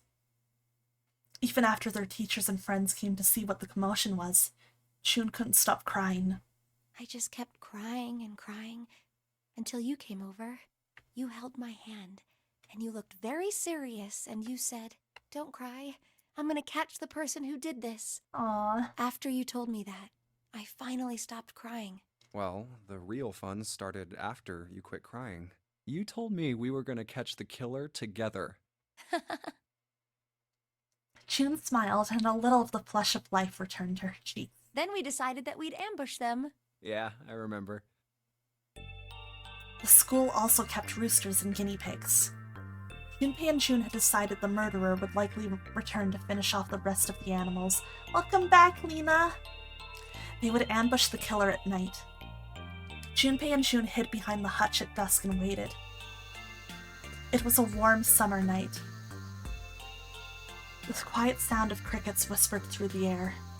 As the sun went down, the stars began to wink at them from the sky. And June's, Akane Kuroshiki's face. That night was something Junpei knew he would never forget as long as he lived. But the murderer never showed up. We waited for them all summer vacation, and they never showed up. Yeah, but the animals didn't get attacked either. I think all that work amounted to something, you know? He'd felt the same way, but it was good to hear her say it. Although, you know, if you think about it, we were probably taking on a lot more than we could handle. What do you mean? She looked up at him, confused. Come on, we were just kids. If whoever killed the rabbits had actually showed up, they probably would have had a knife or something. I mean, you must have been pretty worried, right? I wasn't worried. Because you were there with me. Aw, what the heck? Yeah, you're here for some backstory about Junpei and June. She blushed furiously. Well, you know, no one else wanted to take care of the animals. Clearly embarrassed, she tried desperately to change the subject. I was the only one who asked to do it at first. Yeah, well, boys don't really want to bother with taking care of animals, you know. Well, yeah, but you asked to do it after I did, didn't you? If it wasn't the rabbits, they were gonna make me do something else. You know how that school was. My god, just admit you wanted to spend time with her, idiot. I figured it'd be better if I was working with somebody who wasn't too much of a loudmouth, right? Somebody who wasn't gonna tell on me if I felt like blowing it off. Really? That's why you volunteered? Yeah, it is. He nodded quickly and much too earnestly, and then quickly looked away at something very important. Really? Of course. That hadn't been the reason, of course. He had asked to take care of the rabbits so that he could be near June. But it had been so long ago, he couldn't bring himself to tell her how he'd felt back then. It would be embarrassing. He took a quick breath to clear his head, tossed the broom up, and then snatched it out of the air. Well, we don't really have time to be walking down memory lane like this, you know? Yeah, oh no, embarrassing. He's still down horrendous, even after all these We've gotta years. figure out a way out of this room. Otherwise... Yes. I'm gonna look over there. June nodded curtly, then turned and walked away. I should get back to it myself. Ah! That's right. The pool of blood. Oh, God. Oh, what a way to ruin that nice moment and remind us where we actually are. Junpei turned around and looked at the room. At Snake's body. Chunks of flesh and organs still lay on the floor. Going on and on about old times right next to a corpse? What were we doing? What the heck were we doing? Well, what's wrong with this guy? In this mess. Cobas, hello! Thank you so much. I appreciate it. Thank you for all the support you've given. It's good to see you. Despite such a situation, or perhaps because of it, the mind turned to the farthest thing from death that it could find. Still, Junpei couldn't help but feel a twinge of guilt at wanting so desperately to live when Snake lay dead before him. I have to survive, no matter the cost. I need to make sure she gets out too. As he stared at the clumps of blackened flesh, all Junpei could think of was how much he wanted to live. Alright, we got a broom. What are you doing with the broom? What if... What if I wrapped the toilet paper around the broom? Let's do it. Oh, so you wrap the toilet paper around the broom, huh? Looks like the symbols line up perfectly. It says 634 plus. Alrighty. Let's see, is there anything else in these stalls? The dividing wall that separates the toilets. Oh! What do you think this is? It looks like tar. It's kind of sticky. I don't think we can just wipe it off. I doubt just pouring some water on it's gonna help much either. What about hot water? A hot water? If we had some really hot water, like boiling hot, then maybe that would wash it off. It's a water tank for a toilet. I've seen a lot of OC guys trying to hide a piece in something like this. Usually for a 187 or something. I guess they think it's clever. Don't know when they'll figure out everybody else thinks it's clever too. Huh? I mean, I know peace, but what's OC? Organized crime. What is that? Some kind of police lane? Huh? Probably. Huh? What'd I say? Why does he look all sad now? That's not really important right now, guys. Let's just check it out, alright? Well, he's not wasting any time. Ooh, screwdriver. Let's go. It's a screwdriver. We can unscrew things with this. Was there something we needed to unscrew somewhere? I haven't seen anything yet, but maybe we'll find something. Well, it's tank. There's nothing in it. Which means we can't flush it. Kinda hard to flush a toilet without water. Some pipes. They're connected to the tank on the toilet. Alrighty. This light bulb provides light for this room. A shelf. There's nothing on it. How about this one? Thank you for the posture check, Erlis. There's nothing in the toilet. If there was, that would be gross. Oh, thank you for the stretch. There might be something in the tank, you know? Let's open that shit up. Ooh! A red key card. Okay, interesting. I feel like this is probably the puzzle room in the game that I remember the least, so this is gonna be fun to try and solve. It's a red card. Probably a key card. Do you remember if you saw a card reader anywhere around here? Now you need to find the dead key card? True. The tank where the red card was. Nothing in here now. Okay. I think we can back out of here. I already checked all 3 toilets, you know? Nothing unusual there. Oh! Let's go! Huh? Looks like there's something down there on that grate. I think it's a card. Yeah, it's the blue card.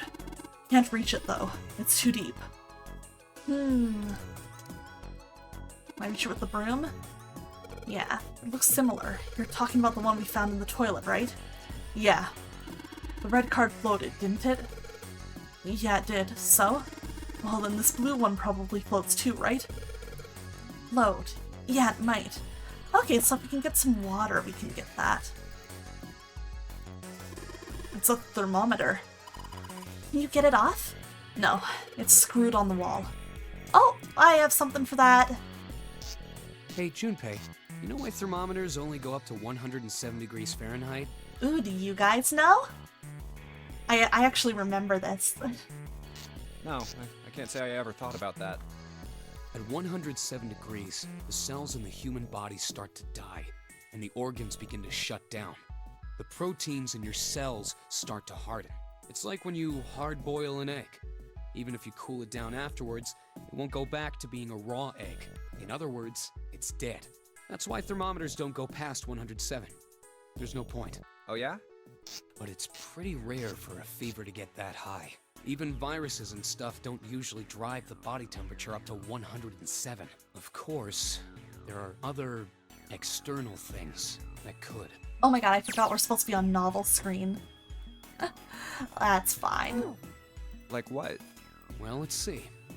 Something like getting locked in a sauna, or getting thrown into an incinerator and burnt to death. Saunas are between 80 and 120 Celsius. Let's see, I think they're talking mostly about, like, you know, internal body heat. Well, and I guess he did bring up, like, being locked in a sauna as an example that something would get you up that high. Yeah, I guess that would get a little hotter than 107 degrees Fahrenheit.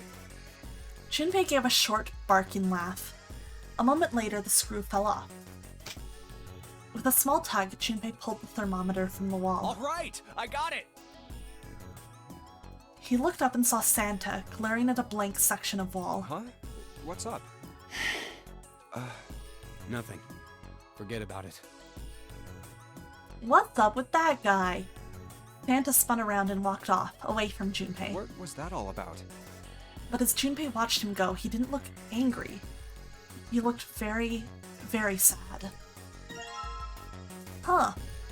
That was weird. Oh, you took the thermometer off. It says open at the bottom of the gauge.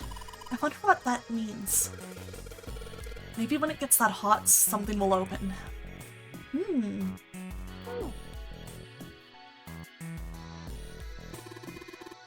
Yeah, Junpei, I wonder what that was all about. The password is 4 digits. Okay. So we're looking for something that'll be 4 digits. Ah, what's this panel? Ooh! Some pipes. Why does the one on the right look different from the others, I wonder? There's a piece of paper tied to this pipe with a wire. Notice, drainage valve operation. Please do not flush the water in these pipes. Doing so may cause the drain to overflow.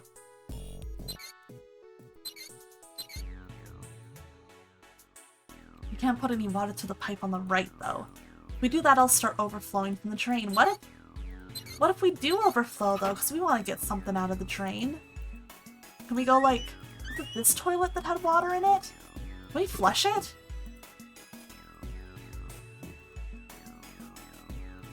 Can we do that? No? Am I stupid? The lid. Thank God. Okay. Maybe I'm misunderstanding. Oh, oh, wait. What if... I'm gonna try something. Wait, no. Yes. Lights off, and then let's spray this with some luminol. Wait. You don't really think we're supposed to use the luminol here, do you? Yeah, it does seem kind of weird to use it here. But maybe I should try it just in case. Oh, hell yeah. Okay. LLR, LRL. LLR, LRL. I'm putting this in chat.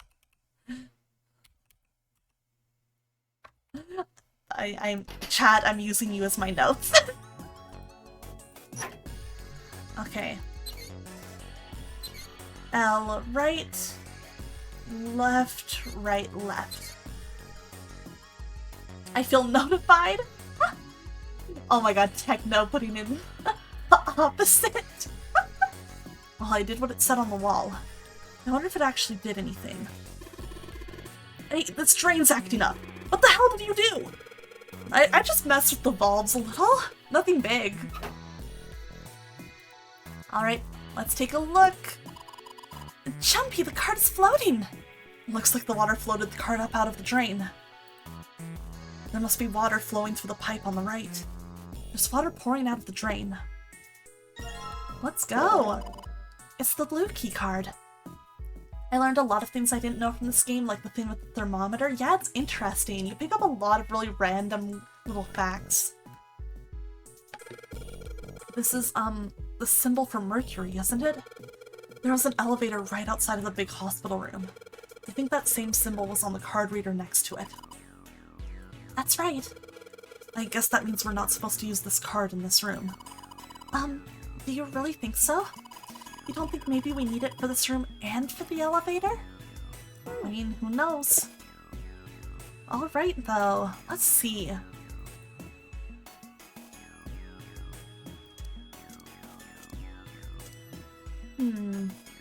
Alright, let's see if anything happens when I turn you. Nope, nothing. Not even a drop. Is the pipe clogged? Let's check out some more of these showers. Maybe I can use the shower here to fill the bucket with hot water. Hey, 7, could you turn on the shower? I'm gonna put the bucket under the head. Okay, sure thing.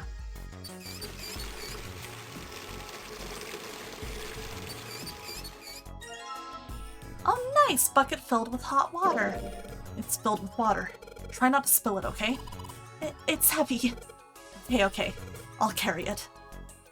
Thanks, Junpei. Okay, that was in this one, right? Yeah. There's something that looks like tar inside the toilet bowl. If I flush the hot water from the bucket, that should clean it up. Oh, I see. We gotta put it in the toilet first. Alright, so I just pour the hot water into this tank and... looks like you filled it. Now you should be able to flush it, right? There's probably a handle somewhere on the tank that you can pull. You think so? Serious? Yeah, I'm pretty sure. Alright. Where the heck's the handle? Alright, let's flush the hot water. Why did I think that if you turn it upside down the water would come out? It would be funny if it did, and you have to like refill it. Well, there it goes. Just like a toilet should work. Oh, 185 equals. Good night, Mana. Thank you for dropping by. I hope you have a good rest. Oh my god, Luxariel! Thank you so much for the raid! Hello! Let me give you a little shout out. Oh my gosh, Arya's here and Prince Chaika and Lux! Hello! 1 second. Let me type up that shout out. Make sure I am spelling your username right. Ooh, how was Monster Hunter World? Did you have a good stream?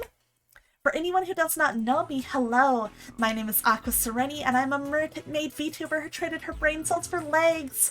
And tonight we are playing the puzzle escape room adventure game 999 to celebrate that I have over 999 followers here on Twitch. I hope you guys had a good stream, but as always, if you're tired and need a break or any rest from streaming, please don't feel obligated to stick around, but otherwise, nice to see you. That stuff's washed off. It looks like that writing was numbers. See it? 185 equals... What is this? You got me. It just looks like numbers. The dirt we flushed out has settled to the bottom of the bowl. Alright, 185 equals... Oh, what was on here again? 634 plus 185. Shit.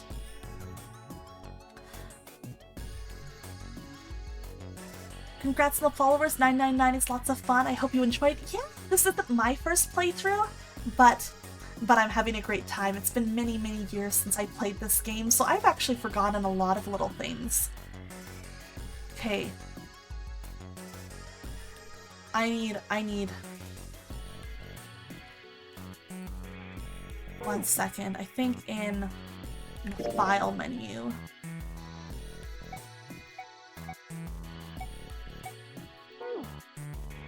Okay.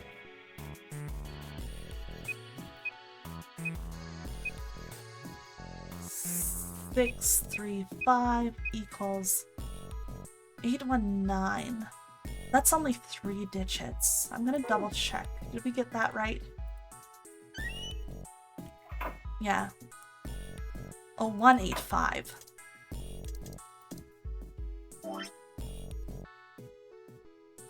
Yeah, 634 plus 185. That wouldn't get us 4 digits, so we need to keep doing something else. How about if we, like, use the thermometer anywhere around here? Yeah, if I can get this hot water on the thermometer, then maybe... Alright, thermometer, let's get this party started. What the fuck did he mean by this?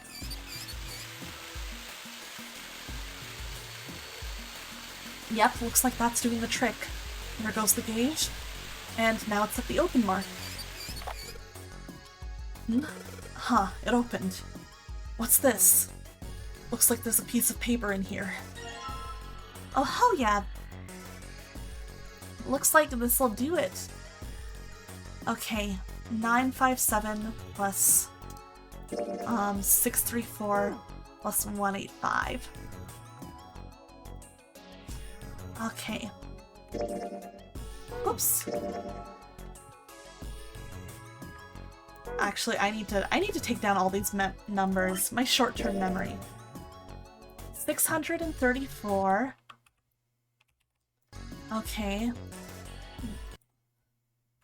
957. and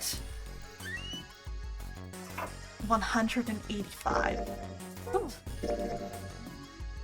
So, oh, thank you, Lena. Plus 185 plus 957 equals 1777. Let's see if that works for the door code. Oh, nothing happens when I press these buttons. Oh, what's up, Lena? Well, it looks like the power's on. I'm wondering what the deal is with those things that say lock up there, though. I think you mistyped? Did I? Let me see, let me see. So it's 634 plus 185 plus, let's see, it was 957. Oh, 1776. Yeah. Let me just double check. Then, yeah, 957. Okay. Let's see. Let's also try with the... Okay! The red light's on, Jumpy. And let's try... There we go. Great job, Jumpy. Both of the lights are on now. Now you just need to put in the password. Okay. Both lights are on. We should be able to enter the password now. What's with these E and C keys? E means enter and C means clear, I think. So after you put in the password, hit E. If you screw it up, hit C. Alright. So... Let's go! We got it! Oh, thank you for the copium relics. Okay. We did it! We escaped! Let's go!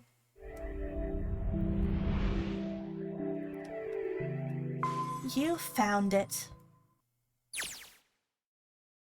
Outside of the shower room was a hallway that extended off to the left and right. There's a large iron door at the end. Let's take a look.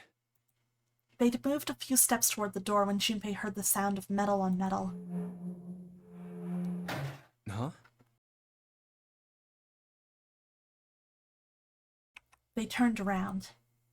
Seven was doing something to the door of the shower room. What are you doing, Seven? Well, I figure maybe we might want to come back here sometime. So, I stuck the broom in there to keep the door from shutting. Alright, let's go. Alright, he did the same thing with the other room we visited. With that, he stood up and began walking down the hallway. He brushed past Junpei and kept going. After a moment, the rest of them followed him. Before long, they found themselves at the large iron door. They had only been in there for a moment when Jun spoke up. Jumpy, look! He turned. There on the right side of the hallway was a piece of paper attached to the wall. What's up? What's that on the wall there? Oh, I think it's... Junpei ran over and peeled it off. A map of the ship's interior? It says C deck. So it's the map for this floor then. We'll have time to study it later. Let's keep going for now. Junpei folded the map and stuffed it into his pocket. Back at the door, the four of them lined up in front of it. Santa stepped forward. He grabbed hold of the door and then turned to look back at the rest of them. Ready? I'm gonna open it. They nodded. Santa nodded back and threw the door open. I love that Aiba emote, Greetra. It's so good. All four of them leapt through. What the? You're shitting me. It took only a moment for them to realize where they were. We're back. They had been there only a short time ago. It was the large hospital room filled with countless beds. Lotus and Clover looked up as they entered. Ace was there as well, although he looked as though he had only just woken up. Clover! Lotus! And Ace! I'm glad you're all okay. Lotus? What are you... The moment they spotted Junpei, Lotus and Clover headed straight for him. As she neared him, Lotus drew back her hand and slapped him open-palmed across the face. How could you do this to us? Her face was furious. Honestly, kind of deserved. She grabbed Junpei by the collar and shook him violently. Clover didn't touch him. but the hate in her eyes was no less potent. It was Seven who stopped them. Knock it off. We got bigger shit to worry about right now. His deep voice echoed across the massive room. Lotus glared at Seven, but let Junpei go after one last vicious shake. What? Go have a look. I stuck the screwdriver in the door. Oh god, oh boy. Oh, should we be letting Clover see That door this? over there, the one without a number. As long as the screwdriver's there, it can't shut, so you can get in there. There's a shower room past there. I stuck a broom at the door there too. Anyway, go take a look. Then you're saying we can go in there without passing through the numbered door? Yeah, it's about the size of it. Wait, what the hell is in there? You'll know when you see. Oh god. Fine, let's go. I don't know if we should be sending Clover in there with no warning. Oh jeez. Lotus and Clover looked at one another for a moment, then nodded and stepped through the door. By then, Ace had made his way to them, moving with the stiff, shuffling steps of someone who has only just awoken from a lengthy slumber. My goodness. I know I said I was sure you'd come back for me. I didn't think it would happen so soon, though. Her warning is, hey, a body? Right? I'm like, I wouldn't do that to Clover. I would take her aside and, tell her.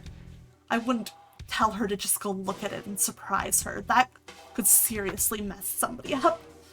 Ace shook his head weakly. Should I go as well? Yeah. Seven nodded. Very well.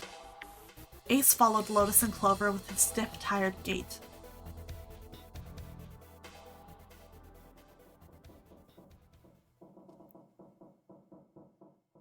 The squeal of tortured metal made Junpei's teeth curl. It sounded like the noise a ghost would make. No matter how many times he heard it, he never got used to it. Every time it put him on edge. It didn't help that there was a girl nearby who looked far more like a ghost than a living human should. It was Clover. She sat on the edge of the bed, her head drooping listlessly onto her chest. Her eyes were blank and stared across the room at nothing. Her breathing was slow and mechanical. Aside from the rise and fall of her chest, she didn't move. Junpei felt as if even a nudge might cause her to shatter into 1,000 pieces. Snake was probably murdered. Chances are he was killed the same way the Ninth Man was. Seven lowered his voice, likely in an effort to keep Clover from hearing what he had to say. You're gonna keep her from hearing now, but you still sent her to see it, dude? There were 4 other people in the room with Junpei and Seven. Ace, Santa, June, and Lotus. Seven looked at each one of them in turn and continued. It's pretty straightforward. Not that hard to figure out how they did it. First, the killers got Snake to authenticate on the red to open door 3. Then they shoved him into it. And waited 9 seconds for the door to shut. Once that door shut, it was all over for Snake. But he didn't give up. He probably knew it wouldn't do him any good, but he probably ran into the shower room looking for the dead. It was a small chance, but it wasn't like he had anything to lose. Unfortunately, it didn't work. The detonator is only deactivated if everybody who authenticated when they went in uses the dead. Snake was the only one who went through the door. Oh, jeez. And then 81 seconds after he was shoved in, that happened. I see. So that's what you meant by killers, huh? You need at least 3 people to open one of the numbered doors, including Snake. Oh god, yes, that means we have multiple people here who could have done this. It wouldn't open for Snake and a single killer. Yeah. That means we're looking at multiple perps here. Oh boy. Junpei crossed his arms and grunted. Well, just in case, I want to make sure. Let's say you're right. When do you think Snake was killed? When we all split up to look for the parts for the Reds, I think. Right after that was when we noticed he was gone. Then that means none of us have alibis. We were all off searching the rooms we'd been assigned, looking for those parts. Yeah, that means anybody could be a killer. Wait a minute. What are you talking about? June seemed shocked. How can you say that so casually? You're implying that one of us is a killer. Well, not just one of us. If I'm right, then at least 2 of us are murderers.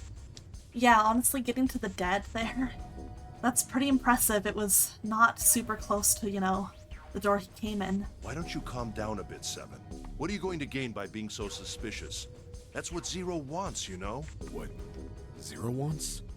Exactly. This game was set up by Zero, wasn't it? Any game has a winner and loser. Whoever makes it through door 9 is a winner. and those who don't are the losers. Zero is trying to make us fight against one another for that victory. Then you're saying that Zero is trying to split us up by making us fight each other?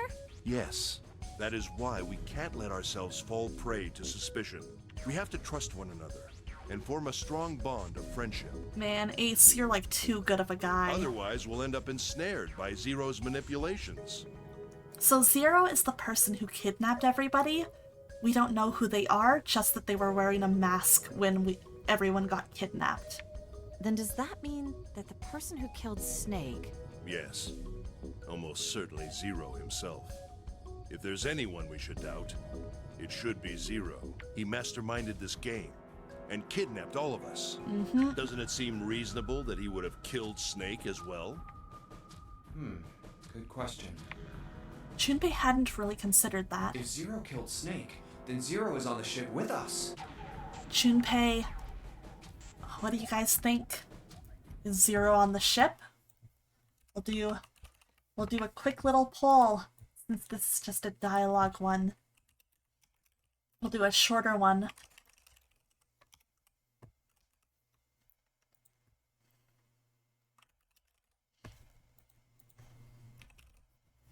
Alright, poll is starting.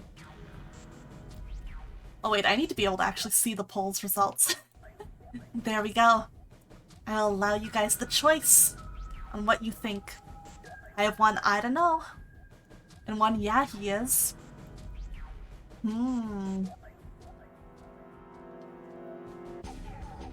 Okay, so I'm seeing mostly like not sure, or I don't know. See some doubts that Zero could still be here with us.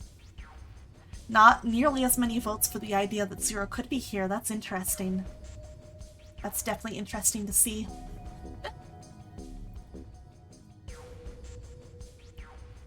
Alright, almost done. I think, yeah, it's looking pretty conclusive here. Over 100 votes for Junpei wasn't sure, and only 6 votes for yeah. I think we're pretty good to call it. Yep, there it is. He wasn't sure. Something's still strange. In your opinion, it's more satisfying if the mastermind is one of the characters? It do be fast, yep. But thank you for the channel points, Lena. What was that? Well, I'm just wondering about one thing. And what's that? How can you be so sure that Zero's on this ship? Ace's eyebrows shot up. Really, Junpei? I confess I'm a little disappointed. Usually you're rather sharp. Isn't it obvious? Wait, it is? This ship. Huh? Zero said, "this ship," several times when he addressed us.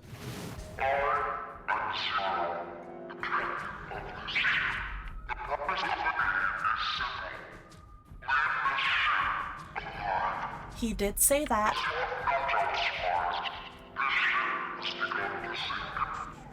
If he weren't here, he wouldn't say this ship, would he? He'd be saying something like, that ship, or the ship. This is like kind of clever, but also I personally think it's kind of flimsy reasoning.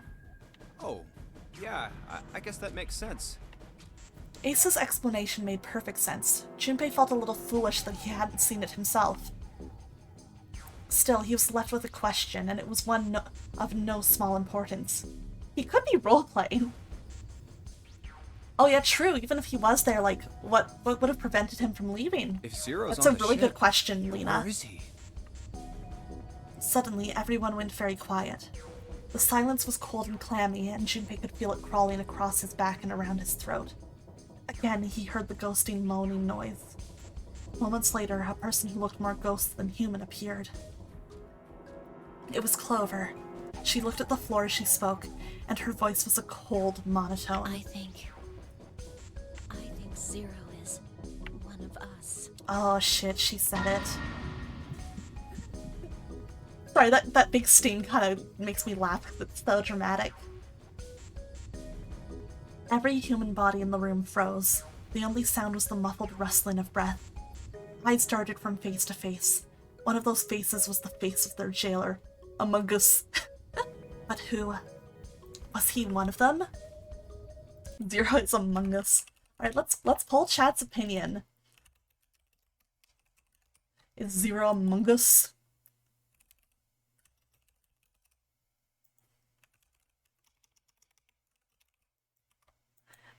Alright, one quick poll. Now if you guys want to skew it, you're down to. That is part of the fun here, is that I can, you know, we can like have somebody really fight to see what we do. Alright. Well, but we do have a few votes for that's possible in the lead to start at least. Very interesting, very interesting. Q, hello! Thank you for the dote! 1 minute as VTube Studio catches up. Oh boy, it'll get there. It'll get there. At least this is happening during a poll. Let me also give a shout out to main man Q. How are you doing, Q? Yes, the dote redeem. Sometimes it breaks VTube Studio the first time it gets used. I really need to see if there's a way to fix it. But what's up, Q? How are you doing? How was your Guilty Gear stream earlier today? It's good to see you. I hope you're doing well. Guys, Q's a super cool streamer. He plays lots of fighting games. He's also playing Final Fantasy VII Rebirth, and he is basically just the coolest, chillest guy out there. You should definitely check him out if you want to. How you doing, Q? That's possible. It looks like Clover's doting Aqua endlessly. Aw, thanks, Clover. Well, that's possible. Huh?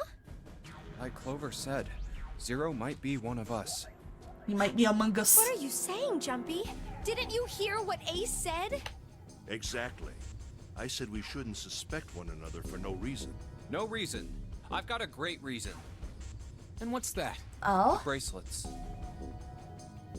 Oh, good night, Lena. Thank you so much. Have a great sleep, and I hope you rest well. I'll talk to you later. It's me. That'd be crazy. That would be a twist. He held out his left Are arm. the bombs in our bodies connected to the bracelets? You're all thinking Zero's hiding somewhere watching us, right? If he's doing that, then he could just detonate the bombs by remote control if someone did something they weren't supposed to. It would be a lot more precise and a lot easier. But if that's the case, then why is the bomb set off by the detonator in the bracelet? You got a point. I'm not done. Try applying the same ideas to the Nonary game. All of the puzzles here run all by themselves. Oh, that's true. Nobody has to, like, flip a switch. In other words, Zero doesn't have to be controlling them for the game to move forward. That is a really good point, honestly. Why's that? Why would Zero bother to do something like that? Junpei let the question hang in the air and looked at the others. It was Santa who answered. So let's say you and Clover are right. Zero's one of us. If that's the case, then it'd be really hard for him to keep track of all of us or control anything remotely. That's true. That's why all the puzzles run by themselves. That's what you're getting at, right?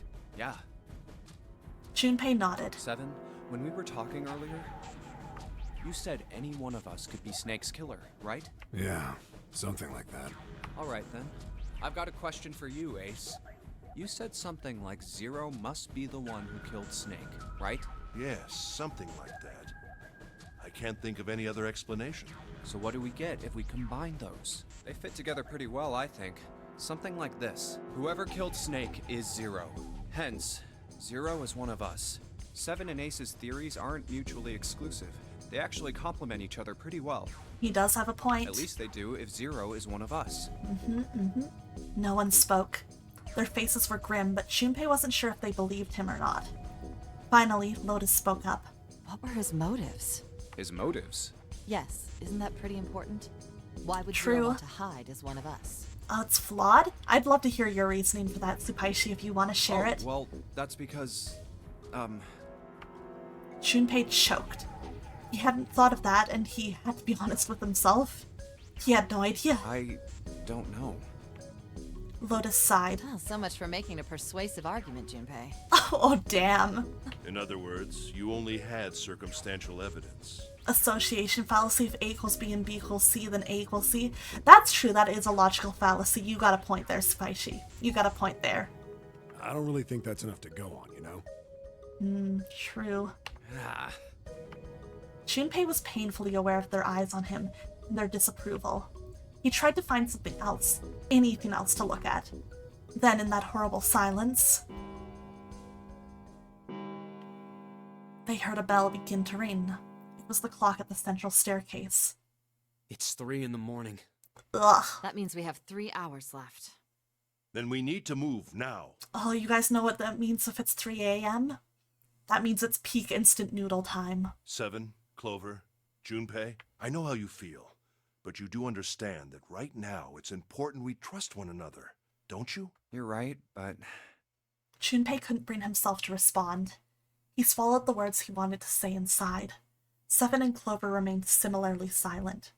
Their eyes were looking at something somewhere else, very far away. We must go. We have very little time left. Ace's words put their feet to moving. They all knew where they were going. Our next destination is Mercury. Here we go. They stood in front of the elevators next to the stairs that led to the casino and the kitchen. Between the 2 elevators was a card reader with the Mercury symbol engraved on it. Junpei stood in front of it with the Mercury keycard. Oh, that's the... Yeah, I found it in the shower room. Oh, I see. It's got the Mercury symbol. He took a deep breath and slid the card through the reader. It made a small beep and the lights on the reader blinked to life. Now we can go. 7 people, including Junpei, climbed onto the elevator.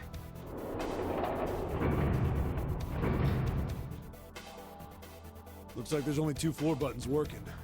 C and bottom. See the bottom. The rest were destroyed or did nothing when pushed. Time to head down then. Junpei hit the bottom button. The door closed. Slowly, they began to move downward. Sometime later, all 7 of them stepped off the elevator onto the bottom deck. I nearly made a terrible joke. Anyways, they stepped off and saw that the hallway to their right ended somewhere between 20 and 25 feet from them. The hallway in front of them was a dead end. But not a regular dead end. This is a numbered door. Oh, let's go. Yeah, it's door 2. Immediately, they began to discuss who would go through it. So who should go through the door this time? We don't need to be discussing who we're leaving behind this time, right? Right. It's set up so we'll be able to meet up again once we get through the numbered doors. Then there's no need for arguments at this point. We should figure out who's going in first. Very well. Would anyone like to volunteer? I'll do it. Alright, 7. The first to speak up was 7. I'll go too. And I suppose I need to go too then. Junpei followed suit, which meant Lotus was, by default, the 3rd member.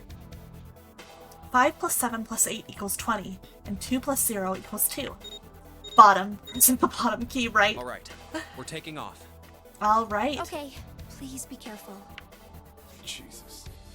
You 2 are acting like you're married, you know that? Oh, you're gonna embarrass them!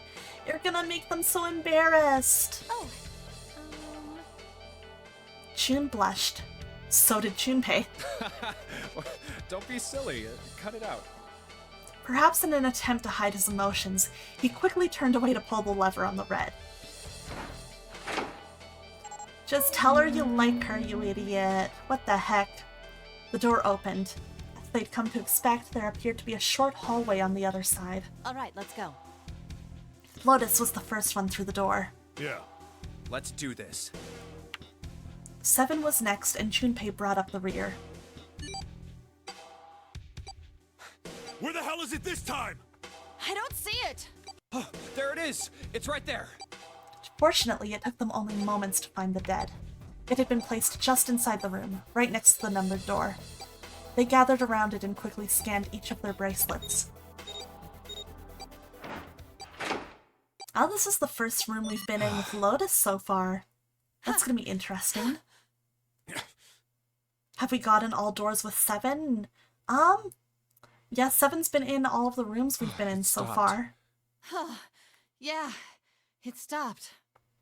Junpei could feel his heart pounding against the inside of his ribs. 7 and Lotus were breathing hard and fast. Man, I'll never get used to that. I'm not sure it's something I'd want to get used to.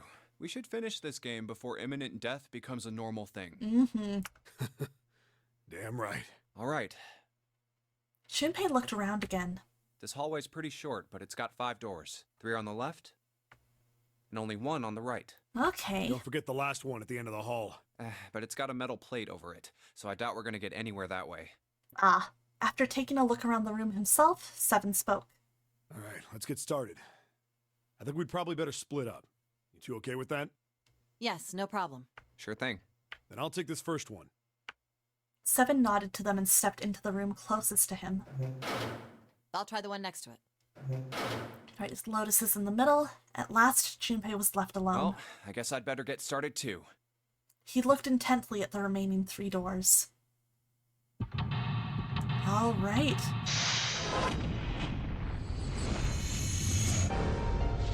Pretty quick back into another puzzle, but let's do it. It's weird with all the votes that we've got in the puzzles with 7 so far. That is funny. That's really funny how that's happened. I guess let's just go down. What the hell's this supposed to be? Like a drawing of a whirlpool or something? Well, if I had to guess, I'd say it's trying to look like water. There's a tile stuck in the drain. There's a little tile in the drain. Doesn't look like we're going to be able to pull it out of there. Might have to use our heads on this one. Alright, let's figure this thing out. Does the tap work? Huh, looks like the water doesn't work. Doesn't matter how much 7 turns that thing, no water's coming out. Has the water been shut off from somewhere else? Maybe. It's true, we're on the 7 route. Let's see. A toilet paper tube, huh? I seriously doubt I'm gonna need this for anything. Oh. Well, this part is thinner than the rest. In fact, this doesn't really look like it's part of the rest of this thing. This rod feels loose. Maybe if I give it a couple turns. Here we go. Oh, what do we find? Screwdriver shaft, okay. Hey, this is a screwdriver shaft. It's missing a handle, though. Even if we run a screw, it fits. We're gonna have a hard time of it without a handle. Well, if we can find a handle, then maybe it'll do us some good. Okay. Looks like we've got to put a screwdriver together. A symbol on the toilet lid, huh? Seems a little fishy to me. I also don't remember this puzzle a ton, so this'll be fun. I'll be figuring it out as we go through it. It's a sun symbol, but it doesn't look like the ones on the doors. Damn, this toilet's pretty nasty to begin with, but the inside's even worse. Honestly, I'm amazed you would bring yourself to touch it. There's way nastier stuff out there in the world than a gross toilet. You're a real deep thinker, aren't you? Hey, this handle's pretty loose. Loose? You think it'll come off if you pull on it? It fell off. Huh, look at this. That handle doesn't really fit on the string. Hello, thank you for the dote! How are you doing tonight? Good to see you! Maybe it wasn't meant to be attached to it. Alright, let's combine the handle and shaft.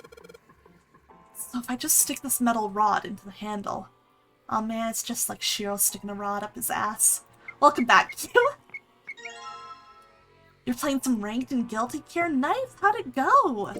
I hope you had fun. Hope you got some W's in. 1 second, I'm gonna... There we go. Fix the infinite doubt. And then keep on going. Well, here's the game window. Thank God it's the right kind of screwdriver for that screw. Awesome, we can totally use this.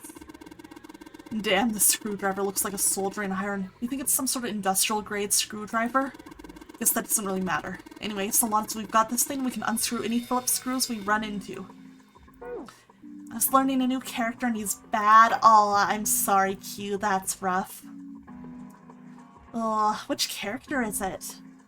The dirty blanket on the bed.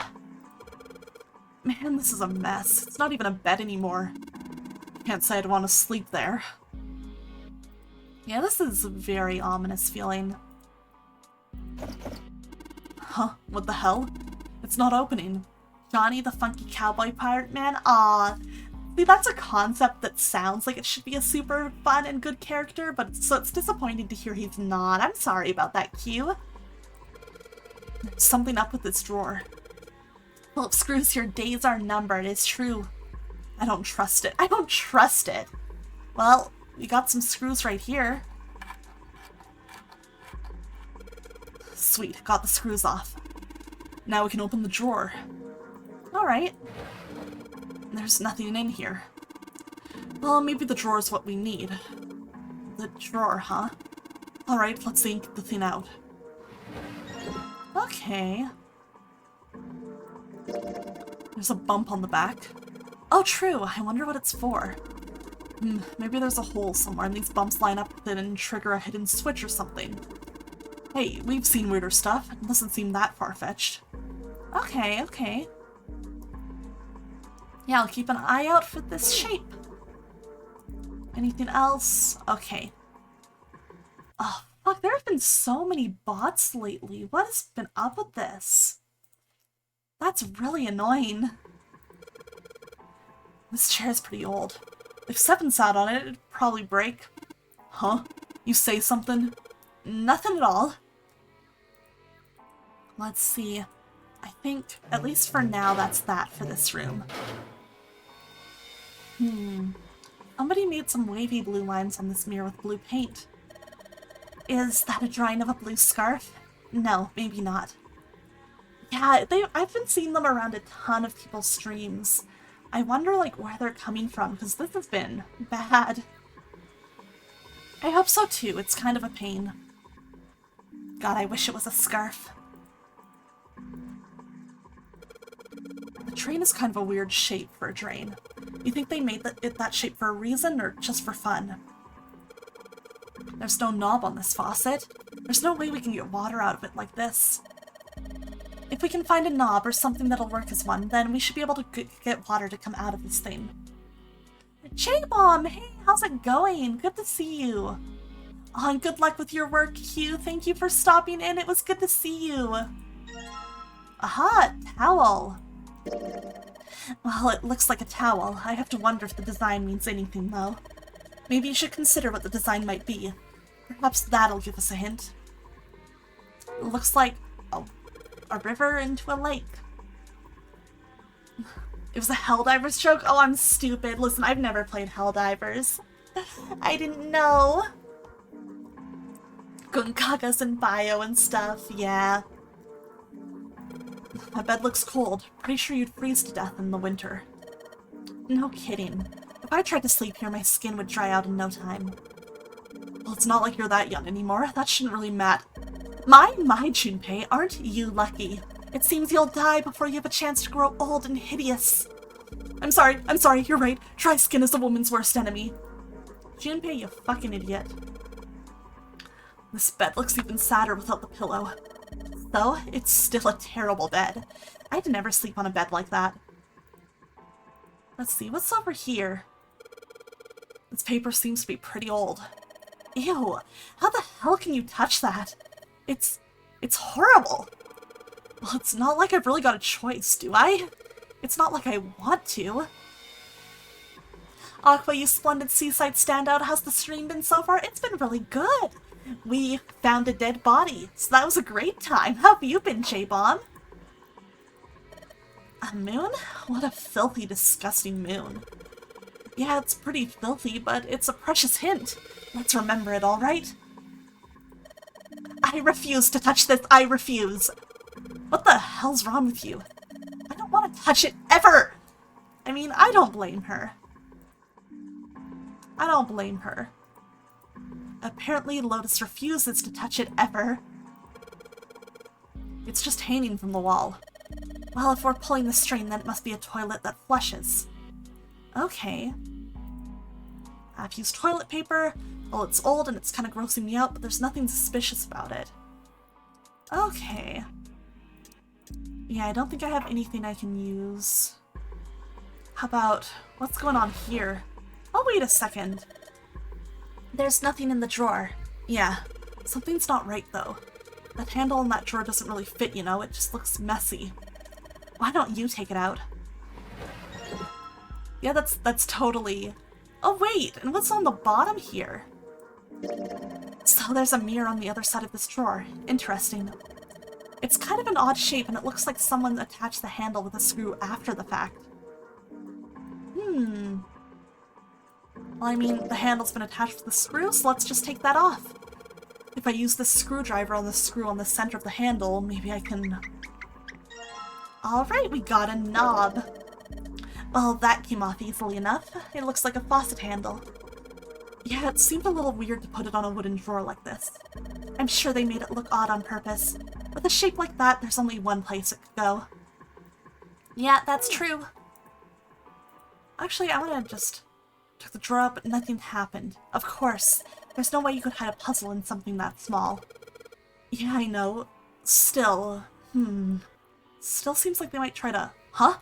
What's that? It looks like there's something. Huh? It looks like there's something in there.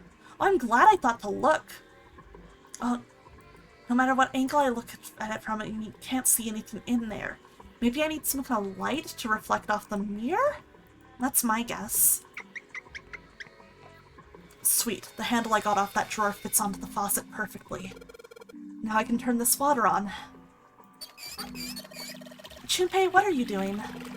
It's pretty obvious, isn't it? I'm running the water. I can see that. I'm asking you why you're just letting it run like that. Think about it, Lotus. This faucet didn't have a knob when we found it, right? What do you mean? Just watch. Anytime now. Hey, water's filling up! Doesn't that just mean the pipes are clogged? Whoops! Let's turn it off for now. I think I kind of remember, or like, I think I get how this might work based on like, the mirrors. I think I have an idea what we're supposed to check now. So did anything change?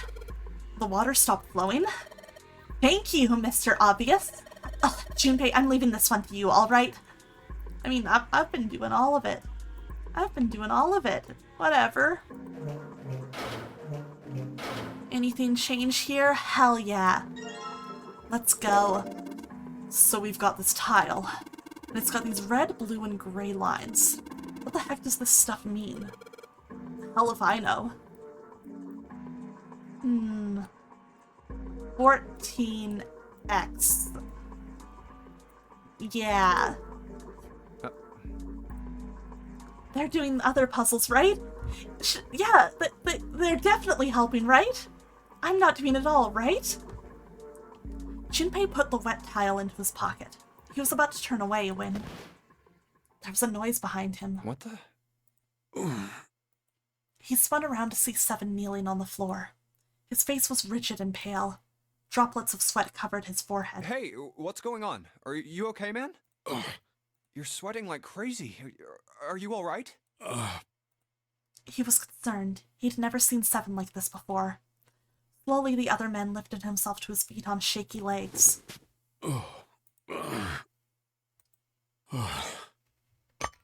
Well, I nearly knocked over my cup there. Yeah, I'm fine. Harry.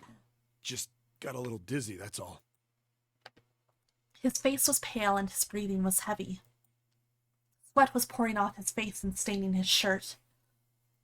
Arm spaghetti. That's definitely more than just a little dizzy. Are you sure? You don't look so good. Seven didn't answer. Half of his face was twisted as if distorted by extreme pain, and his eyes were glazed. Finally, he spoke. What am I doing here? Huh? His words made no sense. What are you talking about? We opened the number 2 door and walked in here. Don't tell me you forgot. No, that's not what I mean. He shook his head several times as if trying to clear something from it. It ain't much, but I think some of my memories came back. Oh, shit. And yeah, Greedy's here. I think I've been here before. Oh, shit. Huh? I said I've been in this room before. You were here? When? Why? Aoi. Like, Nona. Suddenly, Seven was mumbling to himself. They were words Junpei didn't understand. Seven's hoarse voice trailed off, and Junpei couldn't make out what he'd said. What the hell was that? Seven's brow furrowed furiously, and he ground his teeth back and forth. It's right there. I feel like I'm this close to remembering everything, but I just can't. Seven stopped, frustrated. He pulled his hat off and ran a hand through his hair. Then suddenly he looked up, his eyes wide. That's right, an experiment. There was some kind of experiment going on this ship. An experiment? What sort of experiment? An experiment? They were trying to control people. Or something like that. What the hell are you talking about? That's crazy. Junpei didn't know what to make of Seven's story. Instead, he simply stared as Seven continued. Aoi, Light, and Nona. Those were their names. Well, some of them. The kids that were in the experiment, I mean. The kids? I think there were 4 or 5 more, but I don't remember all their names. Yeah, that's right. That's why I'm here. Seven began to mumble to himself and wander aimlessly about the room. He looked confused. So far as Junpei could tell, the man was simply rambling, and there were odd twitches to his movements. Experiment. Cradle Pharmaceuticals. Lucian, thank you for the thirsty. How you doing? Those kidnapped kids. Was I working that case? Seven continued to mumble to himself about things that meant nothing to Junpei. Junpei didn't have any answers for him, of course. He couldn't understand what was happening to Seven. All he could do was wait. After a few minutes, Seven finally stopped. Wait, under this bed. He crouched down and looked under the bed. His face registered mild surprise, and he began to mumble to himself again. The home's gone? No, maybe it was a different room. There's gotta be a ton of rooms on this boat that look just like this one. At last, Junpei could contain himself no longer. Hey, what exactly do you remember? Maybe you could stop talking like a crazy person and tell me what's going on here. Junpei, be nice. Seven stood up slowly. Well, it's not like I really remember everything. I've only got bits and pieces, and they're scattered and don't make much sense. I don't care. Tell me the bits and pieces then. Junpei could feel it. Whatever Seven had remembered, it was important. Very important. Okay. Seven drew a large muscled hand down across his face. As he wiped the sweat from his brow, he spoke. From what I can remember, I think I was a cop. A cop? A cop? Yeah. I was looking for that group of kids that got kidnapped 9 years ago. You remember that, right? It was all over the news. Yeah, I was still in school. I don't remember all the details, but I do remember some of it. I think it was a bunch of kids right around my age. They all just disappeared. Nobody knew why. Man, another visual novel with an incident X years ago. Can y'all believe that? It was all over TV and the newspapers every day. So you're saying you were investigating it? Yeah, that's what it looks like. I guess I found something. There was this medical company called Cradle Pharmaceuticals that had something to do with those kids. After I figured that out, I managed to get some information out of somebody who worked for them. I think it was... Tonight, a ship is set to take the children to a large passenger liner docked offshore. A staple, it's true. It's very important. You cannot have a visual novel without an incident, however many years ago. Yeah, that had to be it. That's why I went to the wharf. Aw, Dane, look at Seven. He's looking way different. From the shadows, I searched the harbor until I found the ship he was talking about. The fire that night, exactly. The fire 10 years ago. A bunch of movement there. Men in black suits, many of them carrying large bags. The bags. There was something about the way they moved as they were carried. That thing that happened X years No ago. doubt about it. There were human beings in those bags. I remember the first time that staple was used. It was 15 years ago and my memories are hazy. It was a dark and rainy night. I moved before I realized it. I came out of hiding with my gun already in my hand. Don't move. I felt metal touch the back of my head. Aw, shit. Drop the gun. This guy is like growling his voice. Digging the cold metal thing into my skull. There was nothing I could do. Did what he said and laid my gun on the ground. Then suddenly, there was a sharp pain in my neck. A needle. Uh-oh. A drug? That was my last thought. My face hit cold concrete. I was out like a light after that. I remember his baby mama. It was 10 years ago in a trap outside of Detroit. God, I wish a visual novel would have an incident 10 years ago like that. That'd be amazing. I woke up on a hard floor. Damn it. Shit, my head hurts. Where am I? A small, shabby bed, a dirty sink, a toilet with no privacy. I'd seen it countless times as a cop. I'm in a cell, huh?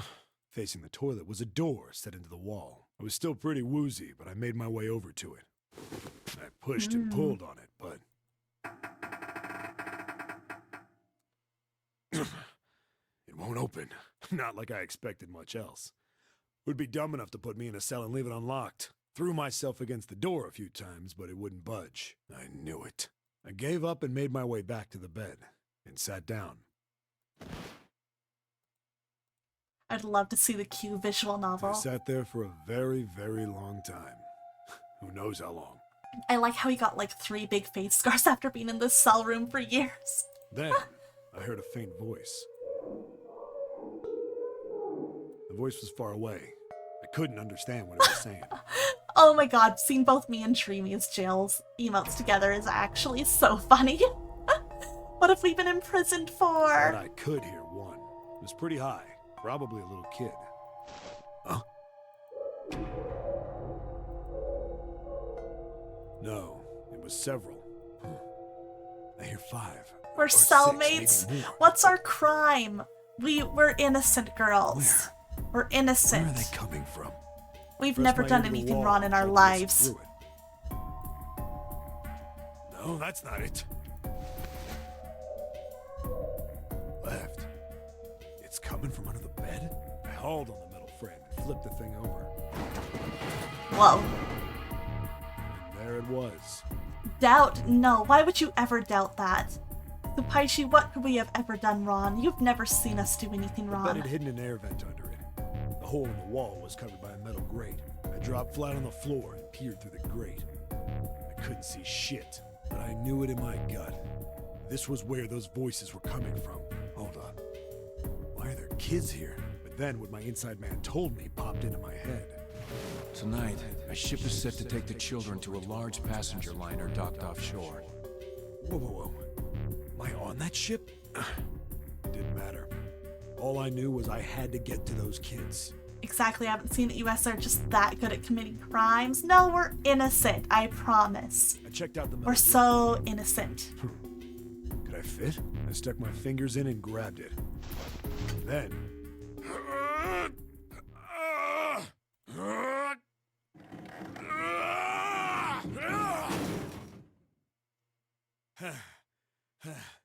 Yeah! How do you like that, you son of a bitch? Oh, I 7. finally got the damn thing off. Sweat was dripping down my face. So I wiped it off and crawled inside. You had to take a really big shit. Supaishi. Oh my god.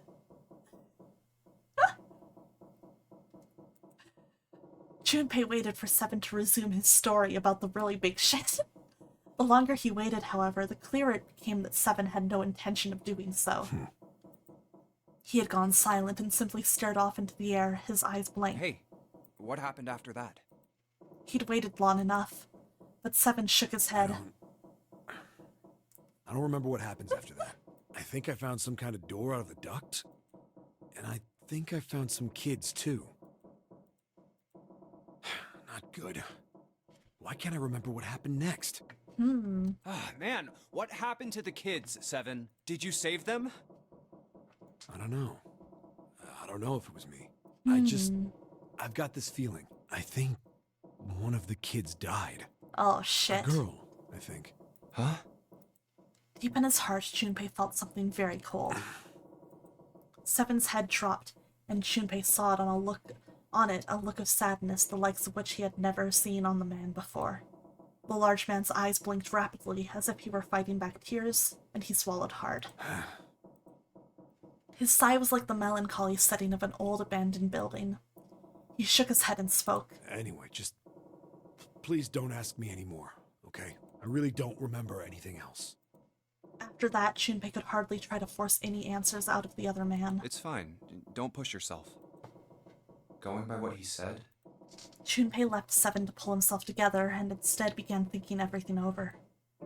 the children who had been kidnapped 9 years before? Apparently, a company called Cradle Pharmaceuticals had been behind it all. They'd taken the children to the same ship we're on now. They'd been Suspicious. brought here for an experiment. Seven said it had something to do with controlling human beings. The 16 children who had been kidnapped were the subjects. Seven had said 3 of their names were Aoi, Light, and Nona. Lots of important information getting dropped here, probably. I think that's all I got. Oh, and Seven is, or was at some point, a cop. I can't really use any of this information anyway. I didn't learn anything about the nonary game or Zero. I mean, we learned... I feel like that could be relevant, like Zero picked this ship for a reason, surely. Why were we brought to the same ship where they'd done those experiments 9 years ago? And just Diggy, hello, thank you for the thirsty and the stretch. How are you doing tonight? Let me give you a shout out, Diggy. It's good to see you. Thank you for dropping in. Doing swell, glad to hear it. I hope you're having a good night. You came in during some intrigue during this puzzle visual novel.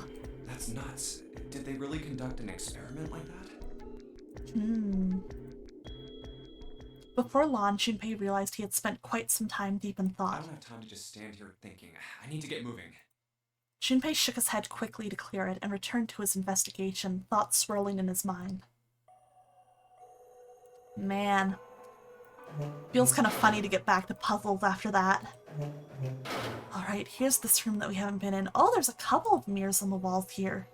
I can just barely see a mirror from the light coming through the ceiling. Sure would be nice if that mirror was a little lower down. Looks like the same height as the mirror on the right. I wonder if that means anything. Can we do something with the, yeah. Oh, yeah! We could probably use this mirror to reflect the light. Now I just gotta figure out where to reflect the light.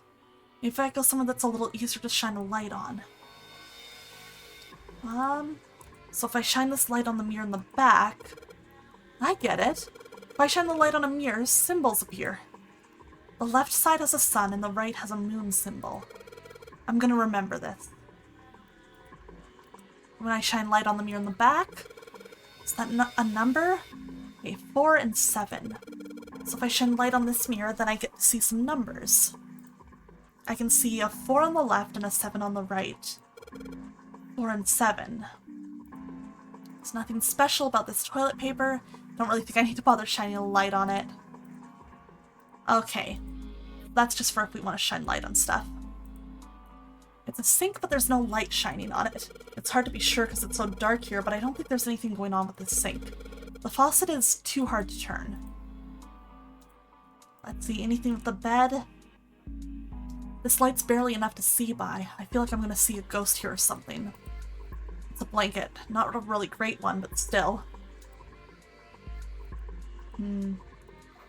Oh, 14 equals E. It says 14 equals E in red. I think I saw 14 in red somewhere else, though. Is it on something I'm carrying around with me? What if I do it while I'm holding the tile?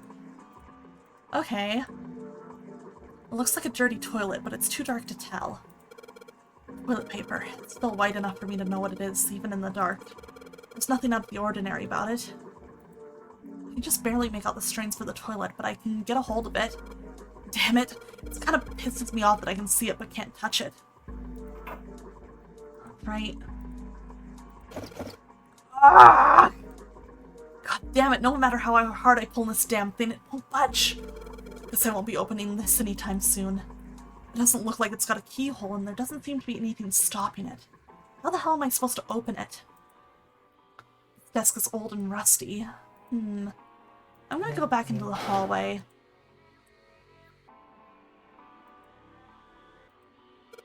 The tiles we found and the tiles here are the same size. When I touched the tiles on the door, I felt something weird. Huh? I can move these tiles. Then that means... maybe if you swap the tiles we got with the tiles on the wall, maybe something will happen. I suppose now we just need to figure out what the strange designs on these tiles mean. At any rate, we should look for all the tiles that are the same size. You're right. Let's meet back here after we've done a thorough search. Okay. Let's see, so I need to find some more tiles. I only have one. There's a door in the back. I wonder where it goes. I thought of that, and I tried a couple things, but yeah, same result. Guess 7 wasn't about to do anything. Oh well. Let's see.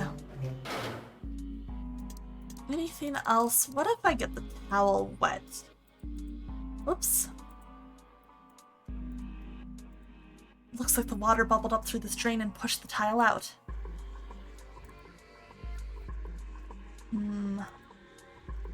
What if it's been shut off on purpose? The drawing on the mirror looks just like that part of the design on the towel. Do you find that the characters in this game give way too many unprompted hints? Yeah, I wish it would let me click around a little bit more before it gives me hints.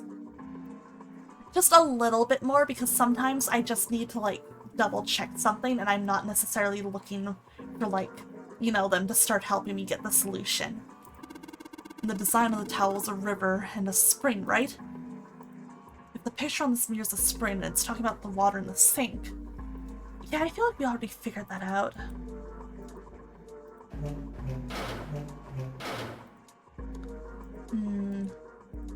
Totally filled with water. The drawing on the mirror is just like part of that image on the towel. The towel has a river and a spring, is it? Alright, if it's indicating the sink, then yep, we already did that.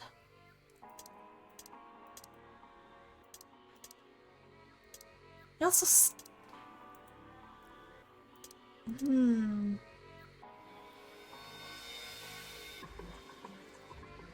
let me see.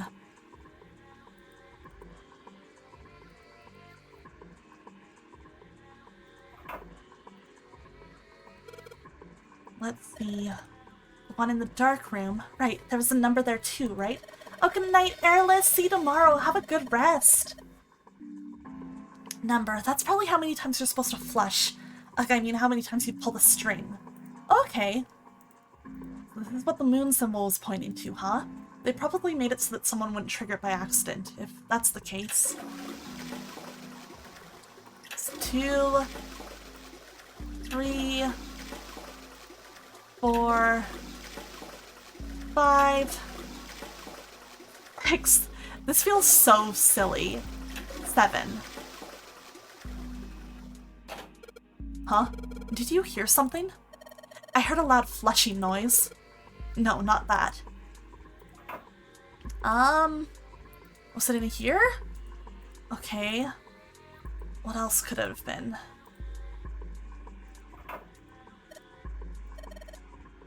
Let's see. Not here. What the heck happened? Maybe it was somewhere else. Let's go flush the other toilet. Right? I feel silly doing this puzzle. The only thing you can manipulate in this room is that string. Chances are they made this puzzle so someone wouldn't trigger it by accident. Alright, I guess I should just keep pulling on this thing then. Alright, here goes. Second pull. 3, 4. There it is again. It makes some kind of weird sound when I pull on that string. The same thing happened in the other room. That means... I don't know. Don't you think it's a little suspicious that the other room gave us a hint to figure this one out? You're right. The room next door is just like this one, so that leaves the dark room. Alright, let's go back and check the dark room. Anything going on in here? Oh, hell yeah, let's go. Unlocked it. Oh, this drawer opens easily enough. Alright.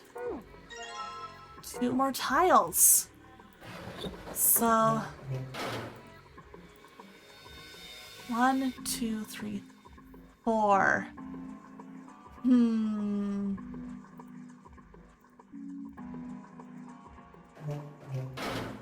Wait, I just brain blasted. Let's switch out the drawers. Oh my god, if there's something in the back, let's switch out the drawers. It probably means that, like, the things, the shapes on the other drawer go in here. Sounded like something falling. What was that?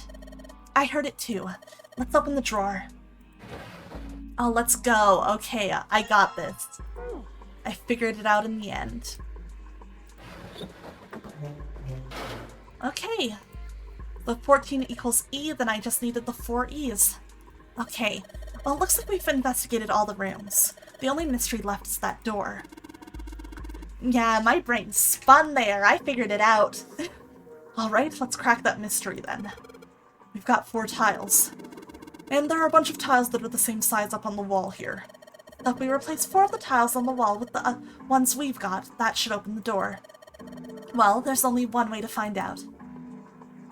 Alright, yeah. Let's switch out all of the E's then. Easy. Hey, did you just hear something unlock? Does that mean we got it right? Yes, it looks like we did. The 14 hidden on the tile. If you convert that to hexadecimal, it's an E. Basically, the E's in emergence are the 14s from the tiles. So if we replace it, that gives up the answer. Do you really care why it worked? Let's just get out of here.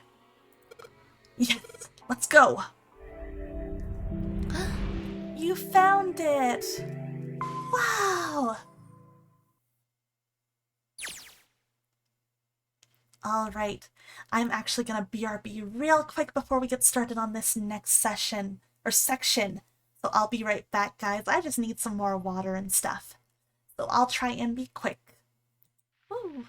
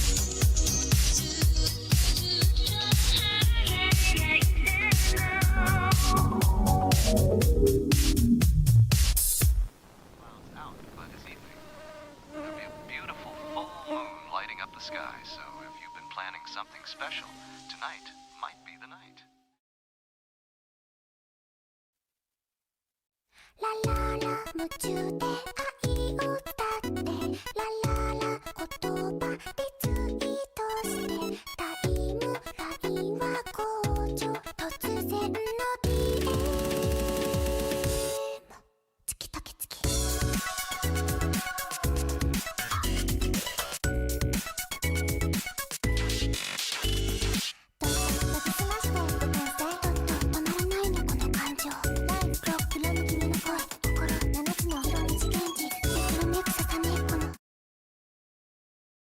I'm back! Oh my gosh, I probably just missed Otis, or maybe by a few minutes, but Otis, thank you for dropping by and please have a good sleep. Good night. Thank you everyone for your patience though. We are gonna keep going a little bit longer tonight. Sander, how you doing? Alright, I did not read that first line. Let's get into it. They passed through the opened door and headed to the next room. Junpei jogged down the short staircase and looked around.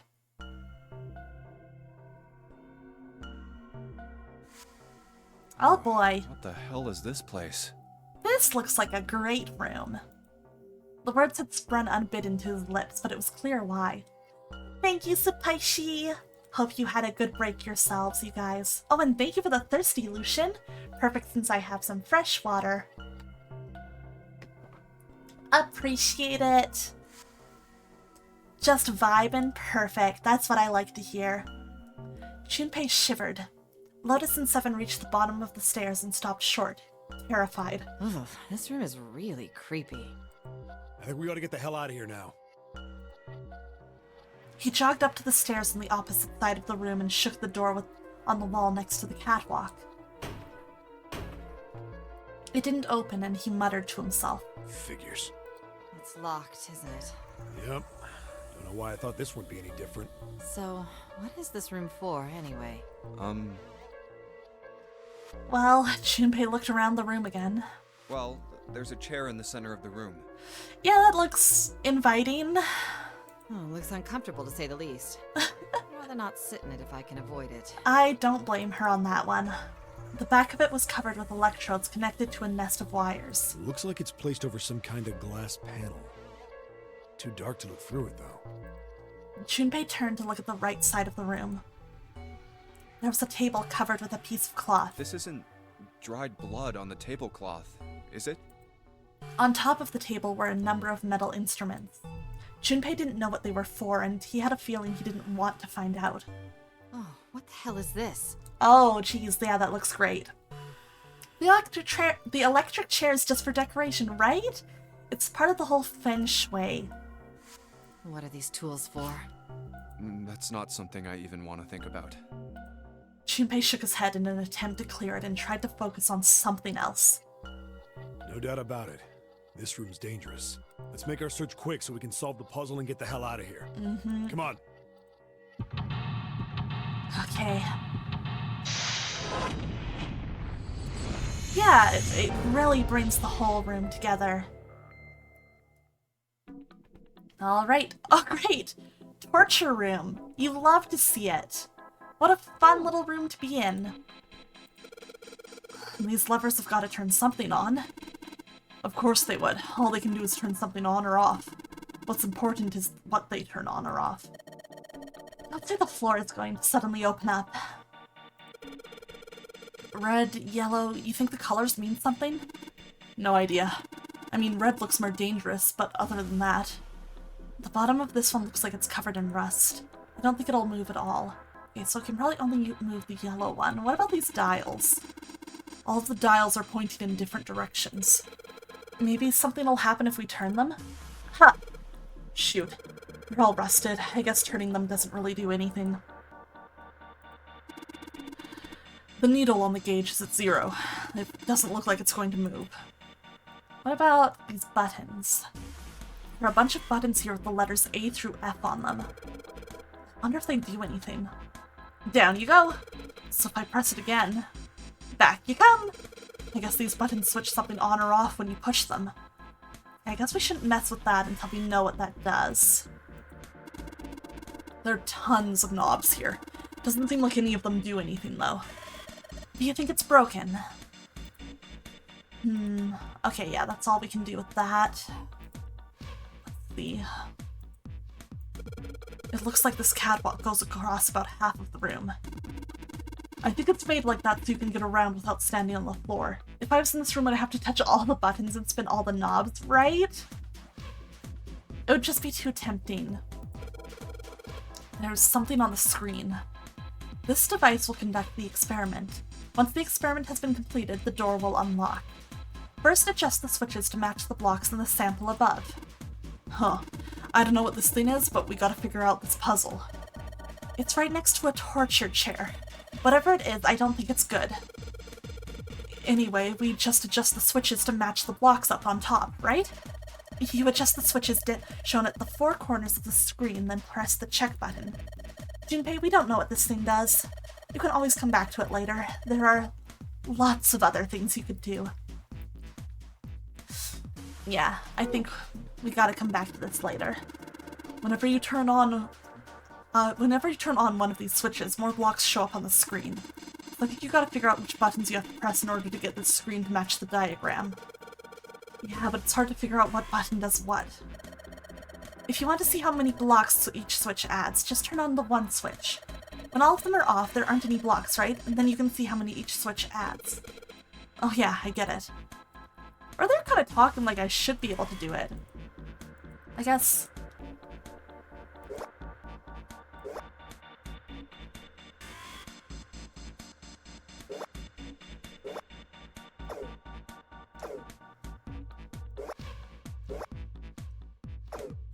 I remember there's definitely a logic to this puzzle, but I never figured it out. I always just brute forced this one. If you do it enough, eventually you gotta get it right.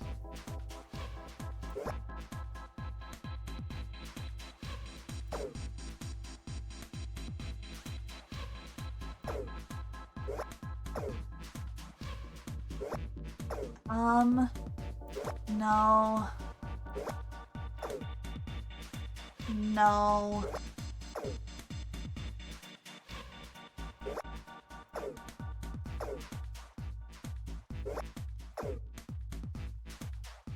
No. It's close, but it's not it.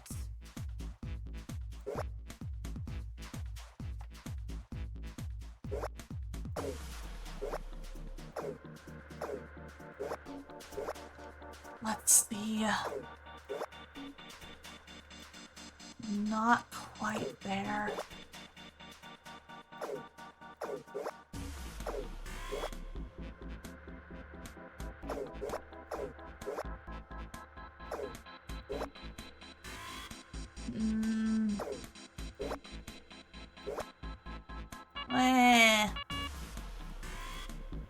Oh wait! I'm dumb. It was supposed to be this. For some reason I thought you were supposed to make them mirror each other.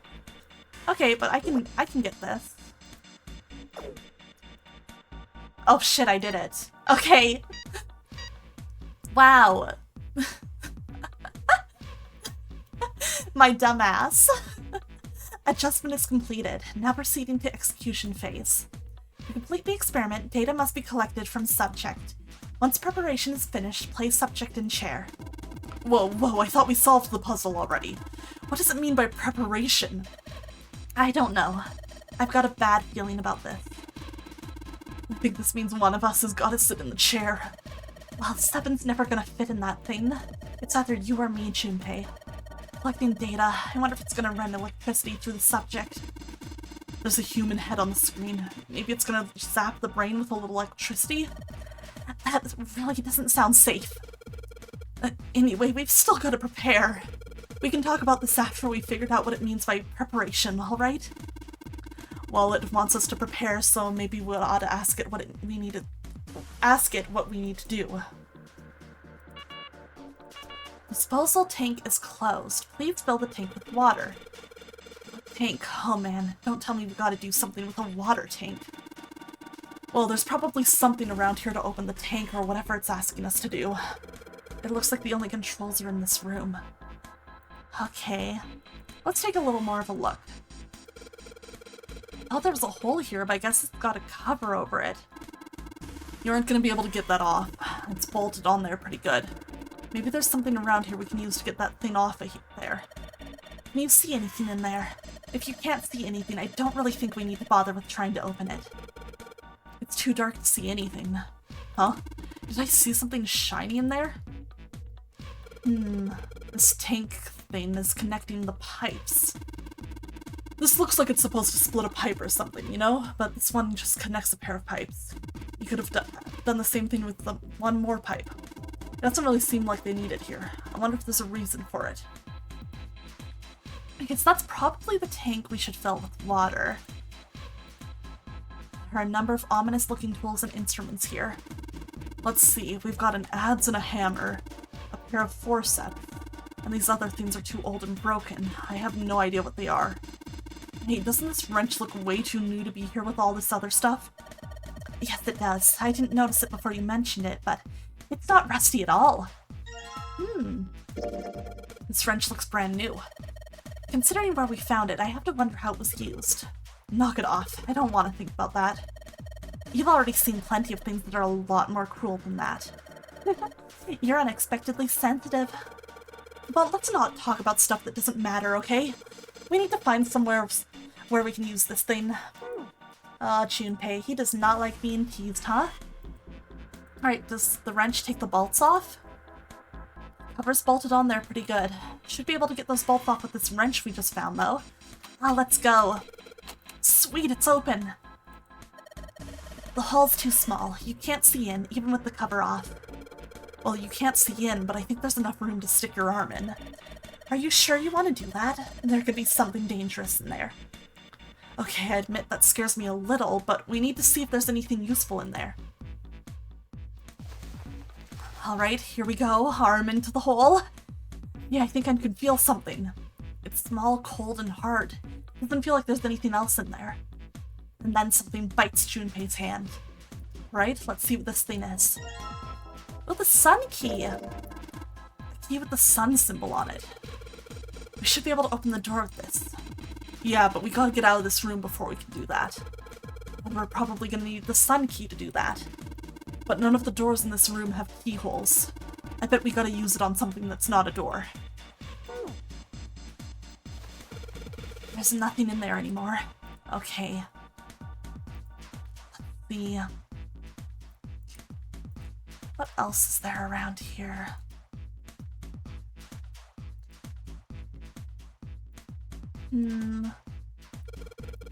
It said the door will unlock if we complete the experiment. So in other words, we aren't getting out of that door until we finish this experiment. Well, let's do that then. Okay.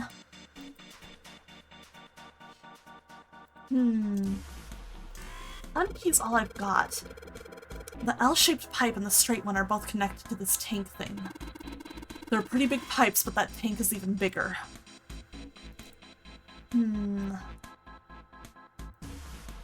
Yeah, let's look at the chair itself. Oh, the sun key should fit into the keyhole on these manacles. Great. Great! Alright, sun key, in you go. And yes! Great, they're open. I don't think we're gonna need the sun key again in here, though. Just seems unlikely. Alright, sun key, you've done your job. Into my pocket with you. I don't think examining the chair is gonna cause that machine to do anything. I should probably take a look at the monitor instead. The screen says to fill the tank with water. Need to find the controls for the tank. There's a whole lot of cables coming out of that thing. It's really kind of a mess. I can barely tell which is which. Okay. I can see some oil or something down there at the base of the lever. Yeah, feels like it's got some movement to it. I should be able to pull this one. Alright, let's pull the lever. Is that water? What the hell? What's going on? Will you calm down? It's just water going somewhere. It sounds like it's underneath us. That means the floor. Oh! Junpei, look! What's she? Oh, damn! I can see through the glass now. Oh, the glass. Oh, shit! Is that a shark? Whoa! There are a couple of letters in the color of blood written on the shark's belly. It's dead. Looks like the letters are E, D, B, and F. Whatever these are for has to be in this room somewhere. That's probably shark free sushi. Okay, let's do E, D, B, F. Oh, what? There's a strange noise coming from the chair. It looks like it's been turned on. I guess the puzzle here was that the power had to be sent in a specific way. Oh boy. Shark would make for the worst. Sushi, I've never had shark, so I have no idea. The restraining device is unlocked. Please seat subject and device. The message on the screen was disturbingly detached. Well, like we thought, it's not going to work unless someone sits in it. How ironic that this would be the situation in which this slim, beautiful body is useful. Oh, Lotus. Lotus, are you sure? I can sit in it and you can solve. Junpei's right. If we screw it up... Seven couldn't bring himself to finish the thought. His eyes fell to the floor. Junpei followed them. The texture of your earlobe? Ew, that's gross. Yeah, that wouldn't make for good sushi. Beneath them was the dead shark, floating underneath the glass. Perhaps it had been killed by an electric shock. I'll be fine. Even if I fall in, the shark is already dead. That's still not gonna be pleasant. No one likes an indecisive man, Junpei. I can still give you advice from the chair too, you know. Damn, okay, Lotus. I just don't want to stay in this room any longer than we have to. Go over to that screen and let's get this over with. After her words had made it clear that Lotus would brook no argument, she turned and walked toward the chair without hesitation. But she did not sit down. Despite what she had said, she did indeed feel hesitation. Her legs shook. Look, do you think you could do me one last favor? Me, an indecisive man. Ook! Xander took some psychic damage there. Don't say last. You're making me nervous. Just listen. If something happens to me, I want you to tell my daughters. Tell them that I loved them very much. No, tell them that I will always love them. Daughters? Oh shit! You've got kids? Mommy? I'm sorry. Yes, I do. I suppose they're about your age, Junpei. Oh jeez, they're adults, so she's definitely older. They're twins. I had them when I was young after... well, some things happened. Their names are Nona and... Wait! Nona? Uh-oh. Junpei's words shot out before he even realized what he was saying. He remembered the story Seven had told him. Aoi, Light, and Nona. Those were their names. Well, some of them. The kids that were in the experiment. But what the hell? What's wrong with you? Lotus took a step back from Junpei. Oh. Seven looked just as shocked as Junpei. He blinked his eyes rapidly, as if he weren't sure if he were completely awake. No way, it couldn't. Lotus, is your last name Kashiwabara? Kashiwabara? Ooh. Lotus's eyes went wide. How do you know that? Are you serious? What the hell is this? There's no way you're that kid's mom. That kid? Wait, what do you mean that kid? Why are you acting like you've met her? Seven's brow furrowed. I have. What? Yeah, I met one of your kids. When? 9 years ago. Where? On this ship. Why were you... It's not a short story. Look, I don't care how long it is. Tell me, please, what happened here? Oh boy. Looks like we are getting into some reveals. Fine, I'll tell you. Seven glanced at Junpei, then turned back to Lotus and began to speak. It was the same story Junpei had heard only minutes before. Every detail. But... For the sake of brevity. That was when. From there, it looked like... just as if, finally... Oh man. That's all I remember from 9 years ago. Yep, she's a mom. And she has daughters about Junpei's age, and if I remember right, he is 21. At last, Seven finished. Lotus shook her head. Oh my god. Everything I've been looking for the last 9 years. The person who had all the answers was right here. Oh shit. Looking for? Yeah, right? She looks great for her age. Like, the way she said, like, you know, that, like, she had her daughters after some things happened, to me at least implies she probably had them pretty young, but still. Yes, that's right. 9 years ago, my daughters disappeared. Then 9 days later, they came back. They never told me what happened to them over those 9 days. Oh my god. I took them to the doctor, but I was told they hadn't been hurt in any way. Still, I was sure that they had been through something terrible.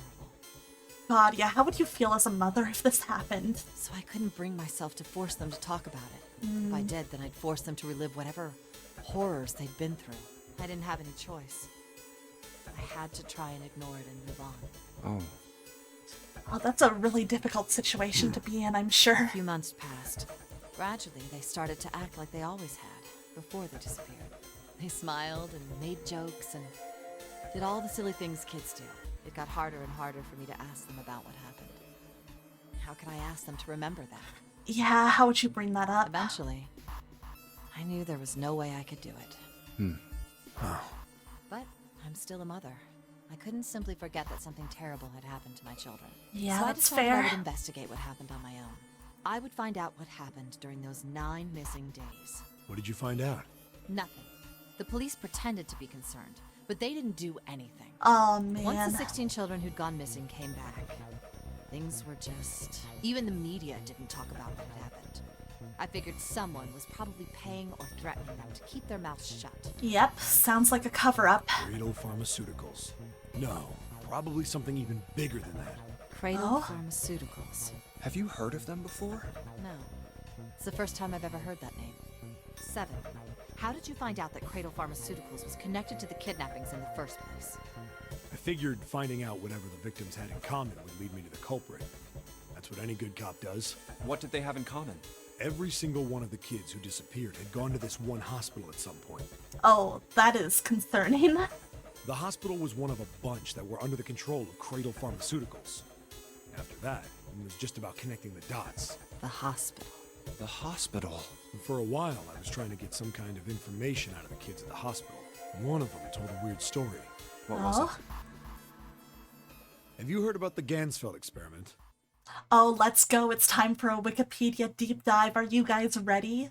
Let's fucking go. This is my favorite part of Zero Escape games. I guess all these kids had to go through it while they were at the hospital. I think it was passed off as some sort of counseling. What did you call it again? Oh, the Gansfeld experiment. This is how it's set up. First, subjects Q and A are put into separate rooms, far away from one another.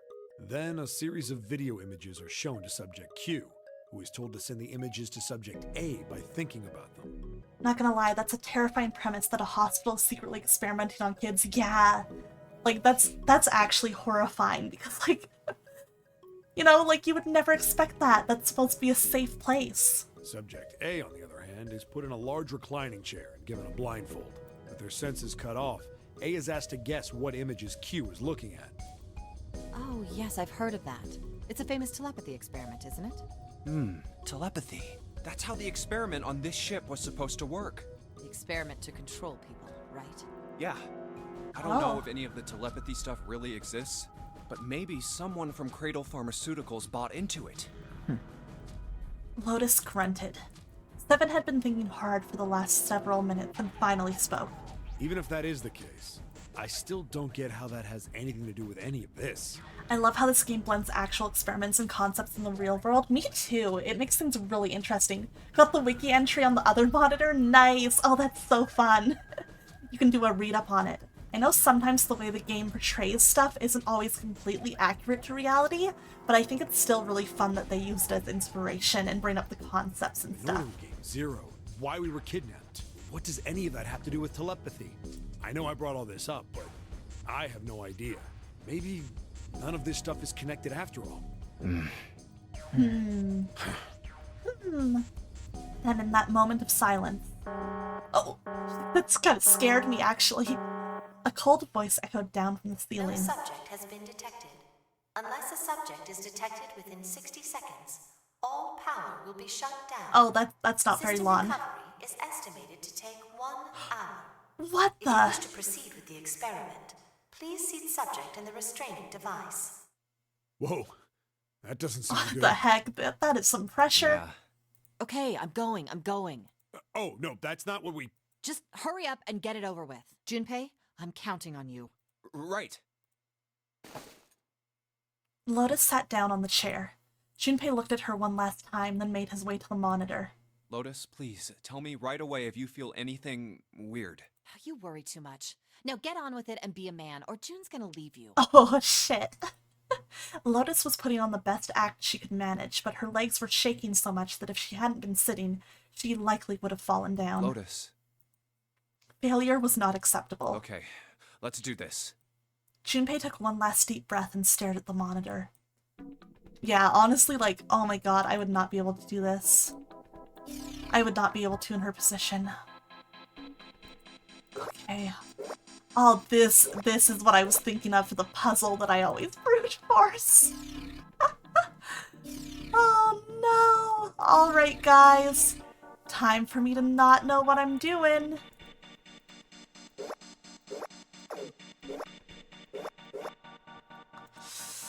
Okay, it's almost there.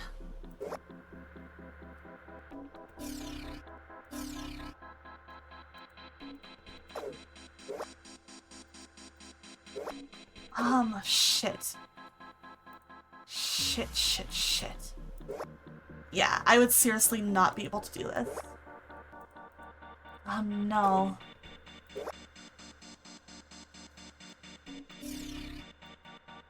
Failure's not acceptable. Time to brute force, right?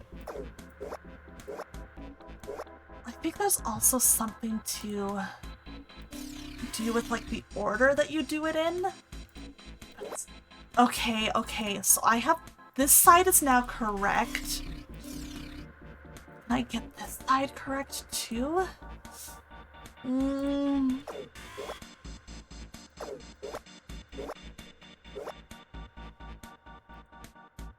God, I'm so close to having it. Shit. The thing is, just with this puzzle, and I remember even back when I, like, originally played the game, I don't honestly understand the logic or pattern to this one at all.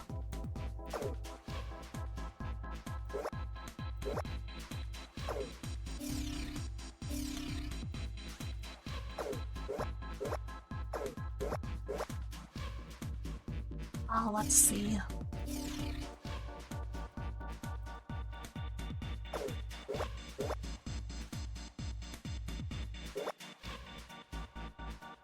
Oh shit, if I can get rid of that one there. Oh shit, I got this side correct. Okay. Oh wait, did I do it? I don't know how I did it, but I did it. Let's go. Let's go. The experiment has concluded. The door will now unlock. Patch. Thank you, Greedra. I can hear the door unlocking. And now we've got a new message. Release subject from restraining device. Lotus, are you alright? Yes, I am. I'm glad nothing bad happened, but I do think my life just got a little shorter. Yeah, God, the stress from this would kill me. It would be scary. Man, hold on. I'll get you out right away. Shouldn't take long for Seven and me to get her out of here. Let's get out of here now. Being a guinea pig is not for me. Damn straight. I don't ever want to see this thing again. Alright, I think it was this door. Oh, I'm stupid. This door, let's get out of here, game. Yahoo! Wow! The hallway goes to the left. Yeah, but I don't see any doors. Alright, let's get out of here. Guess we just need to keep going.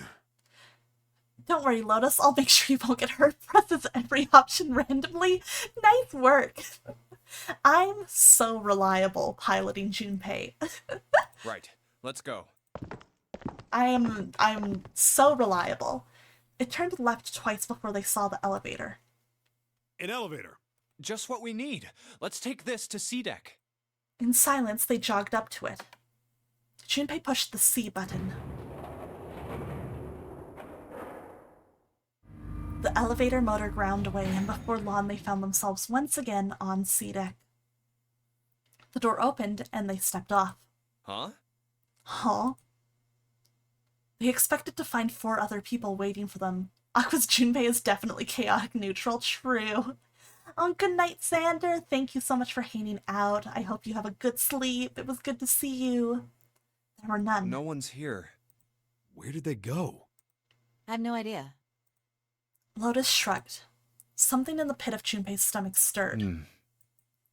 He tried to forget the feeling and took off down the long hallway before him. Junpei! We should follow him.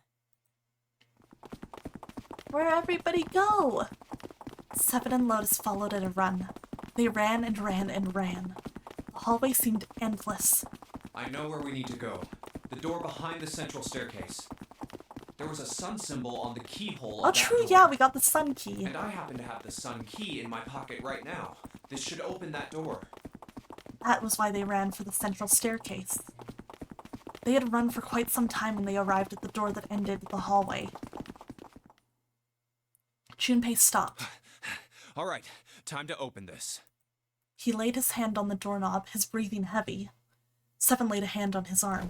Hold on a sec there. Huh? We don't have the key for this one yet, right? Oh, the Jupiter symbol engraved over the keyhole. That's... Oh, it's the Jupiter symbol.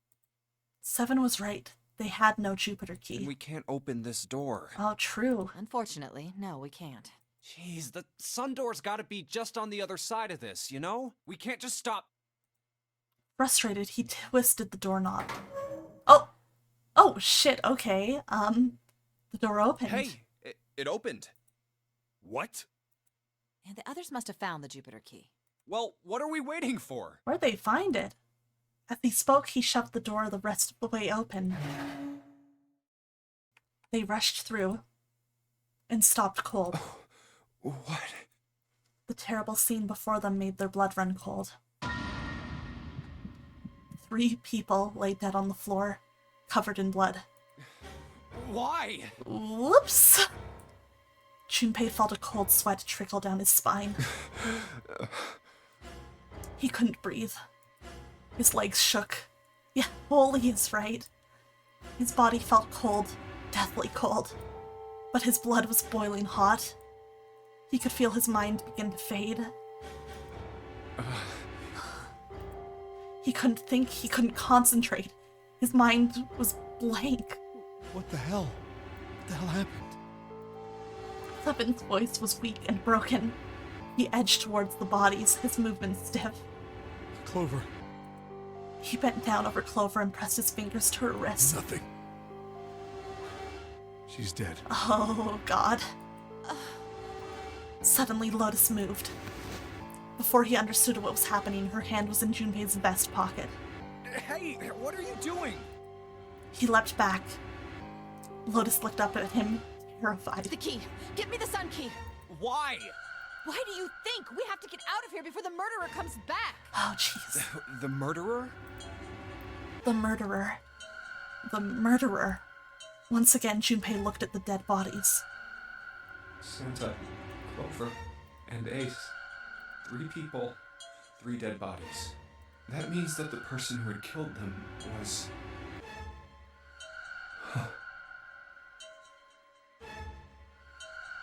Oh, boy. No. No, it can't be true. Oh, boy. Give it to me! Before Junpei could react, Lotus dove back into his pocket and came out with the key. June sus. Let's go! Without waiting for Seven or Junpei, she ran straight for the central staircase. They followed. Don't be killed. God, Gritra. Junpei shut his eyes and swallowed his emotions. Morning would have to wait. Soon they stood in front of the door. Open! Lotus shoved the sun key into the keyhole and twisted it hard. But... Why? What happened? Nothing. Nothing happened. I didn't feel it unlock. Uh-oh. No. Is it the wrong key? I don't know. Maybe. Lotus sighed, defeated, and leaned against the doorknob. She felt it twist.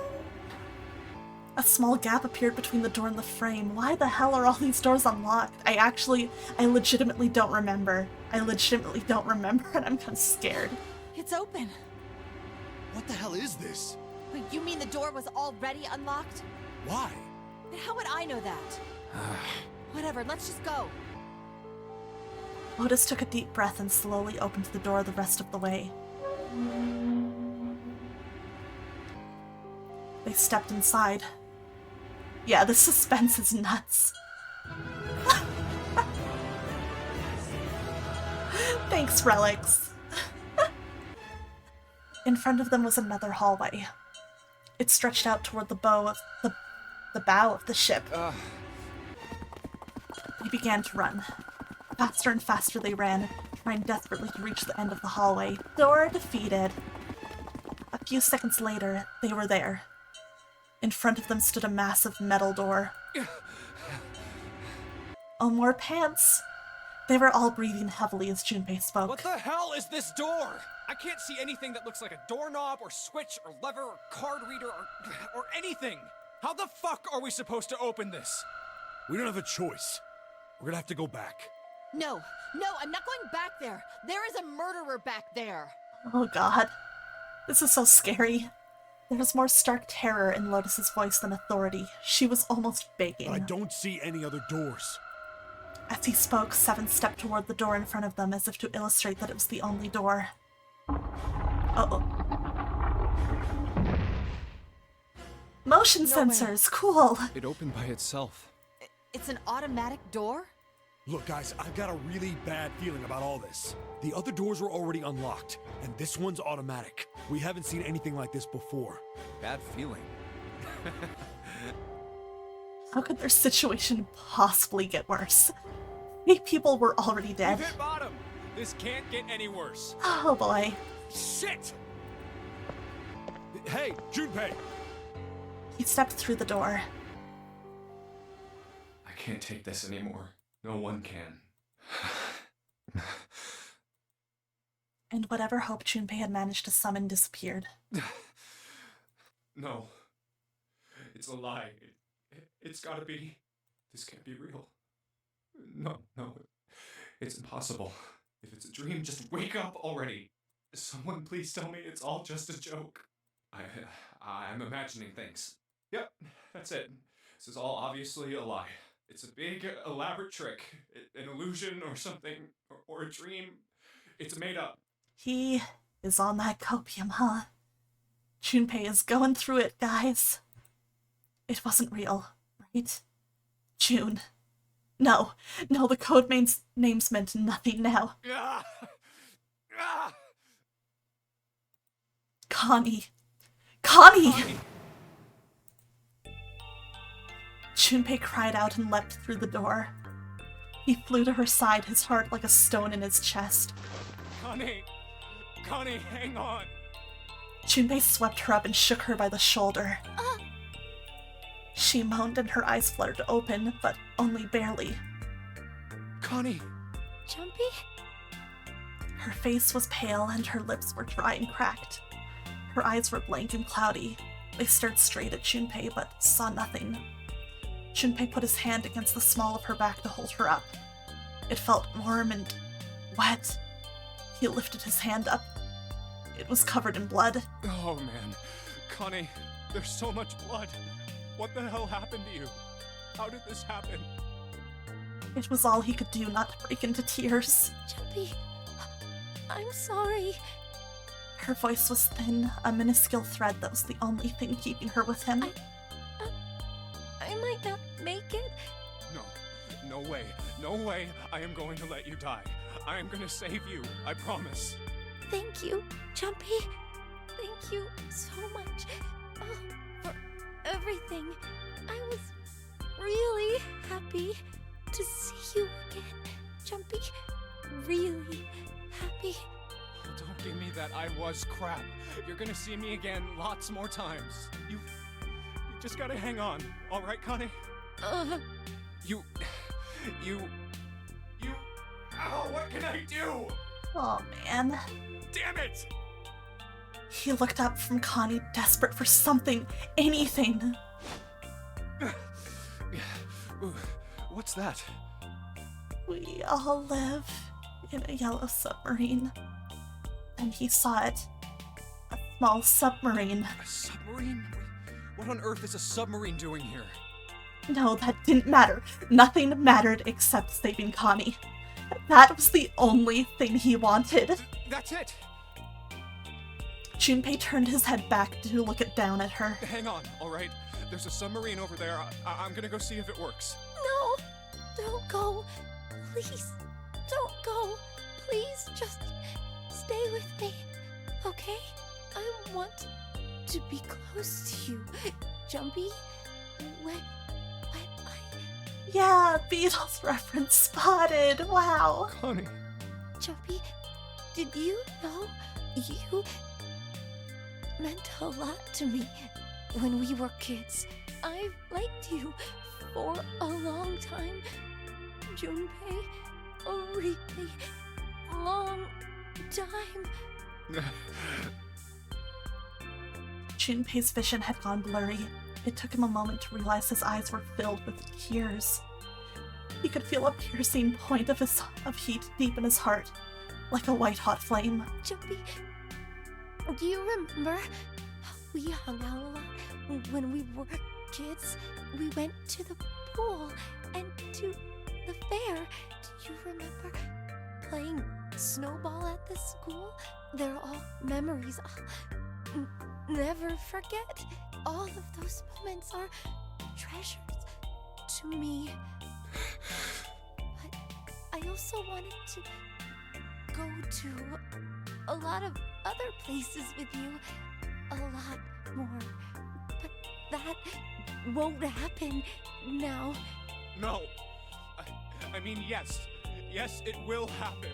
We'll go all sorts of places, Connie. Oh, man. You hear me? I promise. We'll go wherever you want.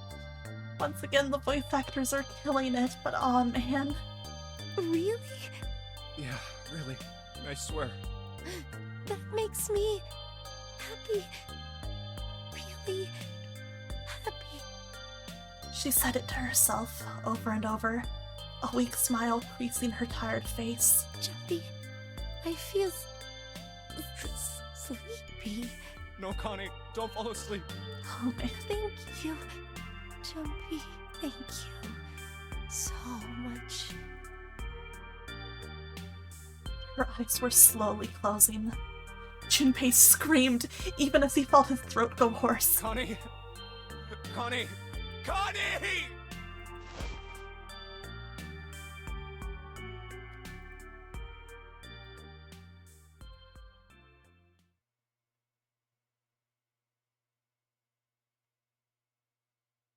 Time passed. Junpei wept, rolled around Connie's body. He cried and cried until he had no tears left. When the last tear fell, Junpei was no more. His body remained, but only as an empty shell. Somewhere he heard a bell ring. It was the clock at the central staircase.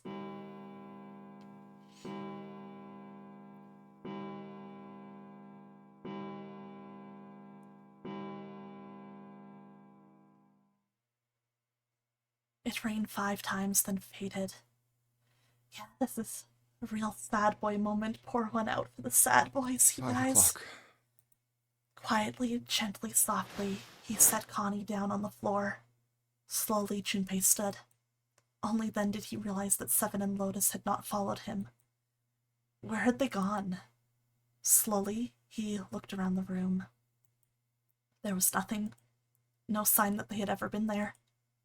It felt as though every part of Junpei's body was made out of lead. Slowly, he made his way back to the door he'd come through. Thank you for the thirsty, Lucian. As he approached it, it opened, sliding apart with a sound like grinding stone.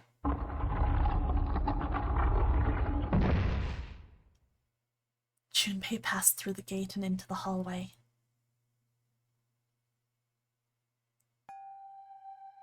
His heart rattled in his chest, an empty, lifeless thing. It had been so utterly broken that there was nothing left to feel.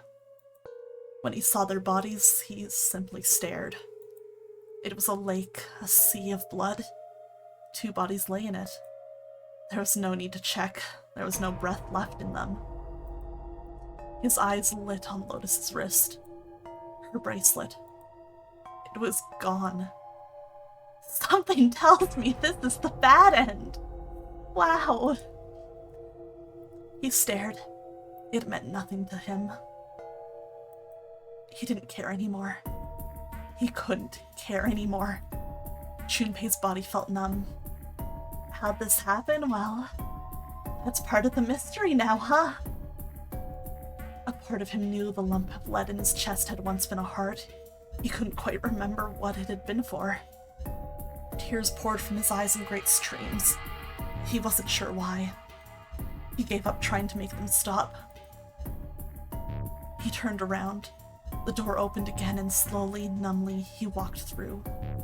No, that was funny, Supaishi. Don't worry about it. Do not worry about injecting some levity. We need it. He kept walking. Why stop? An object set in motion, simple inertia carried him forward. Eventually, he found himself in front of the submarine. His arm reached for the hatch.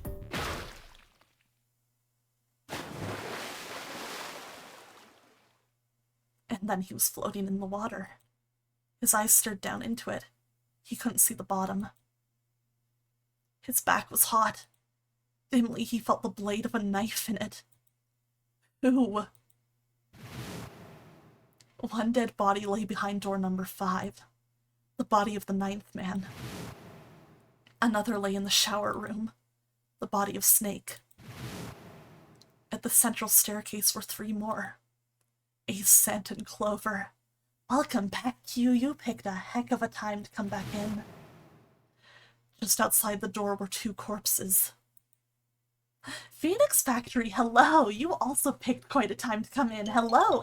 Oh, and thank you for the follow. I appreciate it. Welcome. Oh man, you guys picked a time. We're fucked. We're absolutely fucked. It's all gone to shit. Just outside the door were 2 corpses, those of Seven and Lotus. And in this very room lay the body that had once been Connie. Looks fine to me. Okay, true, if you say so, I believe you, Phoenix. And now Junpei would join them. You have a meme for this? I'll post in the Prismaria server? Okay, I'll go look. How's it going? What's happened? You know this game? Ooh, nice, Phoenix. Are you a Zero Escape fan? Or do you just, like, know of it? Who, then, had killed them all? Who?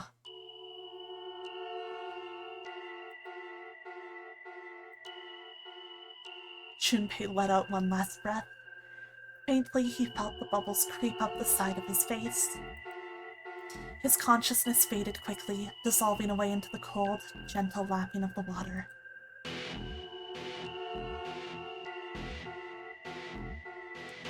Well, guys, that was our first ending. How are we feeling? And you're a fan, Phoenix? Nice. You like this Danganronpa Chaos Head? Ooh, I have not yet played Chaos Head, but I really should at some point. I've heard very good things. You posted it, nice. I'll take a look at it in a little bit. I want to let the credits play out.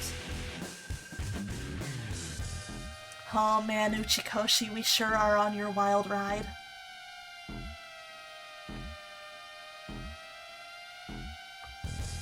Okay, that was a great game. No need for other endings, right guys? That was satisfying. Yeah, we got all our questions answered, for sure. We understand everything that happened. Truly. No hanging threads at all.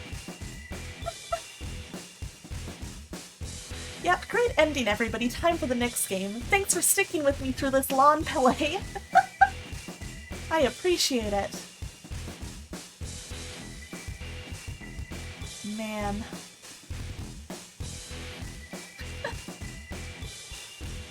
I do love this theme song, though.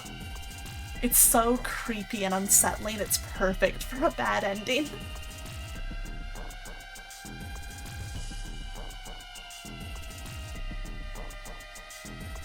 Oh man. Of course my homie internet is out. No! That's rough, Q. I'm sorry about that. Alright, the end. Or is it?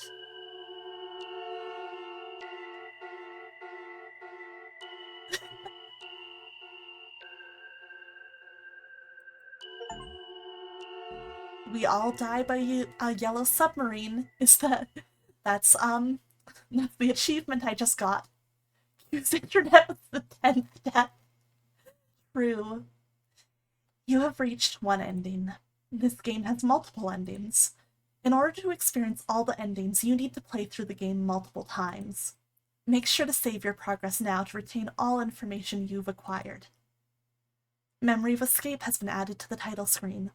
Memory of Escape enables you to replay the escape rooms you have already completed. Yep, there are multiple endings to this game. You see, we just got one of them. We got the submarine ending. So, next time I stream 999, it looks like we're going to need to take a different path down this flowchart. Yes, it does have a fast forward option, and we're going to be able to jump back and forth using this flowchart. There are a lot of flags for like the different endings and stuff. So this should be a lot of fun. This should be a lot of fun. But alright, I think that is a good place to call stream for tonight. We saw our first ending. Oops, I forgot that if you don't choose, it takes you right back to the very beginning. Okay. We are gonna switch on over to just chatting for some stream wrap-up. Thank you guys for sticking with me through stream tonight. This was a fun time. I'm really happy that I've been streaming this. Guys, I'm actually kind of shaking because I love 999, and I think that ending is actually a really good one to start on because it has so much intrigue. So I hope you guys, especially you guys who are new to 999, are very interested to see what else can happen. Oh, thank you for the thirsty Lucian. Yeah, and thank you everybody who came by. Thank you chatters, raiders, lurkers, everyone. This has been super fun. You know, I love 999. I love it. I haven't played it in so long, I kind of forgot, like, how much I love it. Yeah, it's a great way to start off on because it gets your mind racing and thinking about what happened. There's a lot of possibilities, and it's like, I'm very, you know, it's like I kind of, like, it's fun to see, like, the new people in chat because I get to see you guys try and wonder and be surprised and stuff, which is nice because I get to remember back the first time I played this game, like, this ending had me so confused and shocked and shaking, but I had to know what happened. I needed to get other endings and see if I could figure it out.